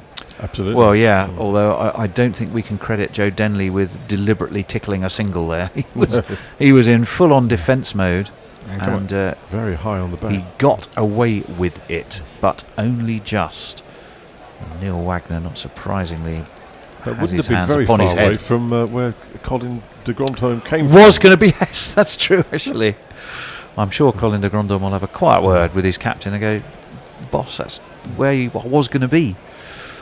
Anyway, Jack Leach is going to have 4 balls of Neil Wagner's deliveries. And that one again is full and Well outside played. of off stump and beautifully left by Leach. Gary Naylor, if he's watching, will be... He looks like our own will Mitchell be Santner, purring, doesn't he? He'll be purring at the quality of that leave from Jack Leach. 54 for 2. 9 balls remaining on the day. Yeah. Not that I'm counting. That too, crucial for England, and has put New Zealand bang on top here. England are going to have a real fight on their hands tomorrow, I think. Jack Leach stands ready, steps across his stumps. He has a very pronounced trigger movement, doesn't he? Particularly to the left arm over bowler, and he's well in behind him. It's a trigger lean forward. It is, but it works for him. Don't forget he has. What did he make against Ireland? 94 or 98? I think it was 98, was it? He was within spitting distance of his ton and didn't quite get there. I know that, which was a real shame for him, because he would have earned it as 92. There you go. As if by order, New Zealand Broadcasting Corporation has flashed that up. 92 versus Ireland, of course, at Lords in July this year. Once again, Leach is ready. Wagner is in. Leach gets on top of this, steers it round the corner. There is Colin de Grandhomme. Wagner again has his hands on his head. I think Leach played that pretty well. I mean, He didn't get fully on top of it to sort of drop it into the ground, but it was nowhere near a fielder. He did play well. He played it nicely. It wasn't soft wasn't a million miles away from short leg, but that would have been a ridiculous catch. Well, oh no, he was miles from Latham. He'd have to have arms about 12 feet long. It was past Latham before he'd moved. Yeah. Yeah. As Jack Leach once again, I hope he has his spectacle cloth as needed, ready as needed. I haven't seen it tweaked recently. Perhaps it's been a bit quiet. And again, Kane Williamson is juggling his field. He's pushed a man back to square leg. Wagner in. That one gets a little bit of it in-duck movement, but Leach is but well tidily played, there. Jack. He did play it well. That concludes that over. Just the single from it, and that was that rather fenced away into the onside by Denley. Got him a single and brought the night watchman onto strike. Got a few tweets. Josh Holland says, any thoughts why part-time legsman Joe Denley didn't get a single over in all of the 201 overs earlier? It does seem a little bit odd, I have to say. I suggested that, and a couple of people who shall be nameless said no. So I went, okay. But I thought it would have been a good idea. I mean, certainly by over 160 or so. Well, yeah. I might have suggested it earlier than that. I've got to be honest. Messi Jez says for Australian and New Zealand passport holders or Australian permanent residents and New Zealand residents, your passport must be valid at least on the date you travel to New Zealand and valid for at least 3 months beyond the date you intend to leave New Zealand. Denley gets himself another single. They're going to have to hurry. Ooh. And they do. He just pushed it into the onside and galloped. I think Denley had a very clear game plan there, which Jack Leach is well aware of. He's huffing and puffing. Yeah, Denley knew precisely what he was doing. He just leant forward, pushed it past the man at forward short leg, and he was off like a hare. It was always a single. He was off like a hare because he wants his job done for the night. And he's trusted, unlike Charles Butler. Unlike his oldest friend. Yeah, his mate, who didn't trust Jack Leach. Joe Denley clearly does, although I think that's born out of self-preservation rather than anything else. Denley running like a hare, Leach like a jackrabbit. Indeed. Santa's waiting. Let's have a look at this field. 5 men round the bat. 5 men round the bat. Yeah, we've got the... oh no, just have a look to the left-handed Leach. No, the one is being pushed back to a more conventional point. Oh, you got a slip. Oh no, Kane Williamson is coming in the offside. He's gone to collect some essential protection to potential protective gear. So you got a silly mid-off, short leg, slip, leg slip. I think and a backwards short leg as well. Yeah, you get the picture. Jack Leach is going to be put under some pressure. 1, 2, 3, 4, 5 men, as we said, around that bat. In comes Santner, left arm over, and left by Leach. That spat out of a foot mark, I think. Watling didn't take that. Watling, well, I think we'll let him off. But no, it surprised everybody. Did that as it really leapt. And Jack Leach. Oh, it took him on the helmet. I take it all back. It got nowhere near. Watling. It took Jack Leach on the helmet, and that was what surprised Watling. But, I don't think hit the grill, didn't it? I think so. I don't think we call a concussion examination for being hit on the head by a spin bowler. In comes Santner. Forward comes Leach. Santner jogs across to his left. Fields off his own bowling. Firm forward defence. 55 for 2. 3 balls to go. 3 balls left of the day's play. A day that is comprehensively gone in the direction of the host New Zealand. What a catch! It's gone. He has gone. His feet reached forward, has Leach. And he's edged to one of those 5 fielders on the leg side. And the magic has been done by... Are they going to review? Santner. Now, they're thinking about a review. Leach is not sure he laid bat on that. He thinks... I think Denley's told him he has. But I think Joe Denley said, I'm sorry, Jack, you got to go. And if we're going to burn a review in a backs-to-the-wall situation, it's not going to be on you, Jack. Not as I would imagine that would close it. Yeah. What a catch. Tom Latham. Super catch by Tom Latham. Oh, I'm not sure that did hit anything other than pad. Yeah, well, that's... No, I think you're right. I think Denley might have done England out of a wicket here. Yeah, well, I can see his thought process, though, frankly. So does that mean someone's going to come in? No, that will be it. So I think Joe Denley's thinking will have been, well, your night watchman, your job is to make sure that the batsmen are at the crease tomorrow morning. And if you're out now, you will still have achieved that. And I guess Jack Leach wasn't going to be all that assertive, but in terms of saying, but I guess if well, he thought he same reason, but if he thought he genuinely hadn't hit it, I understand what Joe Denley was thinking, but on the merits of it, it was quite a long way from the bat in the end. Obviously, the umpire gave it pretty much immediately. Well, we're seeing the conversation between Denley and Leach. It hard was to read, to be honest. Screamer of a catch by Tom Latham. Yeah. And he did think about it. It looks like there was a little bit of glove on it, perhaps, and then pad. But nonetheless, play has closed for the day with New Zealand very much in the box seat and England backs very much to the wall. 55 for 3 England's. New Zealand, of course, had racked up 615 for 9. The not-out batsman is Joe Denley. He will be joined, I would imagine, tomorrow morning by Joe Root. So we will have the two Joes looking to try and repair the damage for England and give them a chance of saving this game.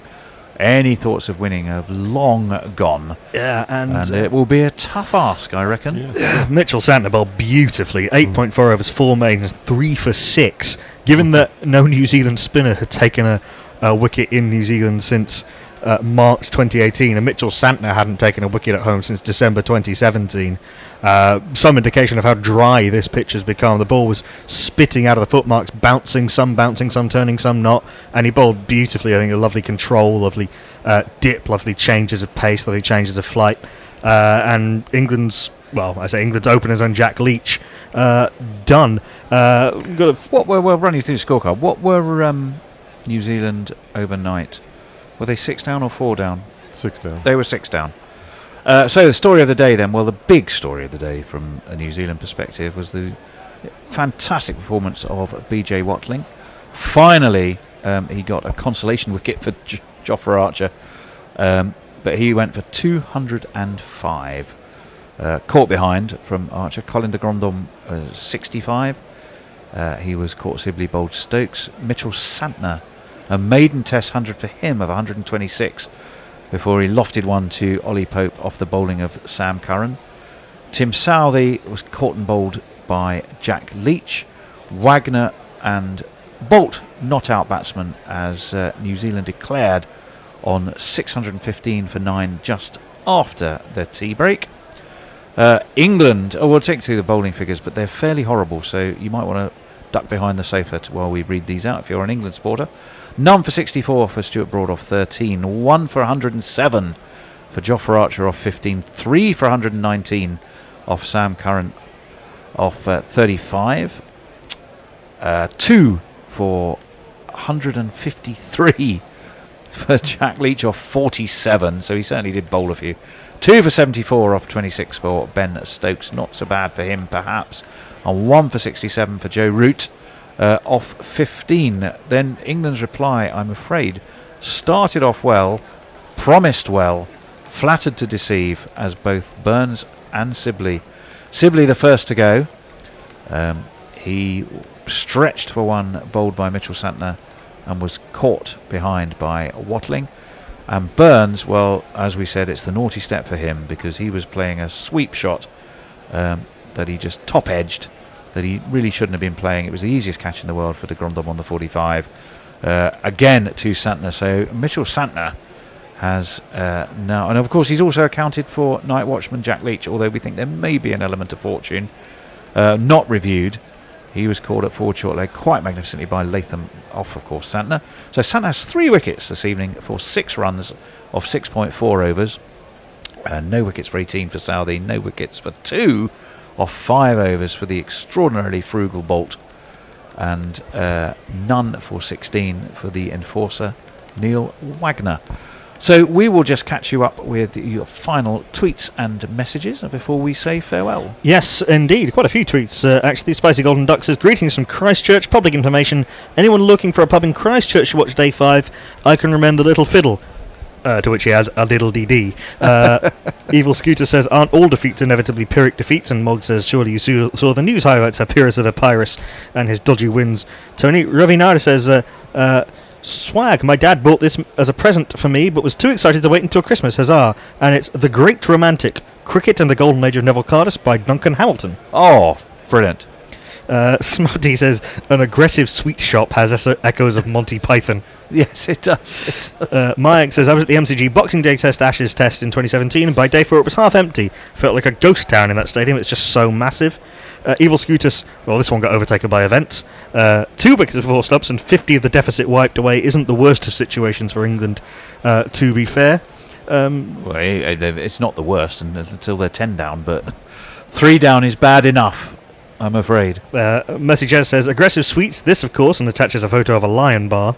Oh, very good. Very good. Nathan Bajaj says, hello folks, England's habit of scoring 350 plus on tour and then finding a way to get themselves in trouble continues. This is becoming a pattern. Yep. Meanwhile, Mohammed Rizwan says Evil Scooters now has the highest score by a visiting keeper at the Gabba. Yasir 35, Pakistan now inside 40 of forcing a 4th innings, 301 for 6. Jamie Cook is very harsh on Rory Burns, is very angry with Rory Burns. So overrated, gets loads of praise and Denley gets none. Sorry bias, shocking shot. Is that it? Are we done? We are done. We are done. Well, thank you for your company. Thank you to John, of course, who was here earlier. Thank you to Not Fred, who was here earlier. Thank you to Wes, who I think is still in the green room because he's staying here overnight in the palatial surrounds of the honeymoon suite of Gorilla Towers, although he'll be on his own. Thank you to Steve Jones, chuckling away to my right. Thank you to Knackle. Thank you. And his laptop to my left. And thank you most of all for listening. We will be here tomorrow for whatever may transpire, but I don't think it's going to be good for England.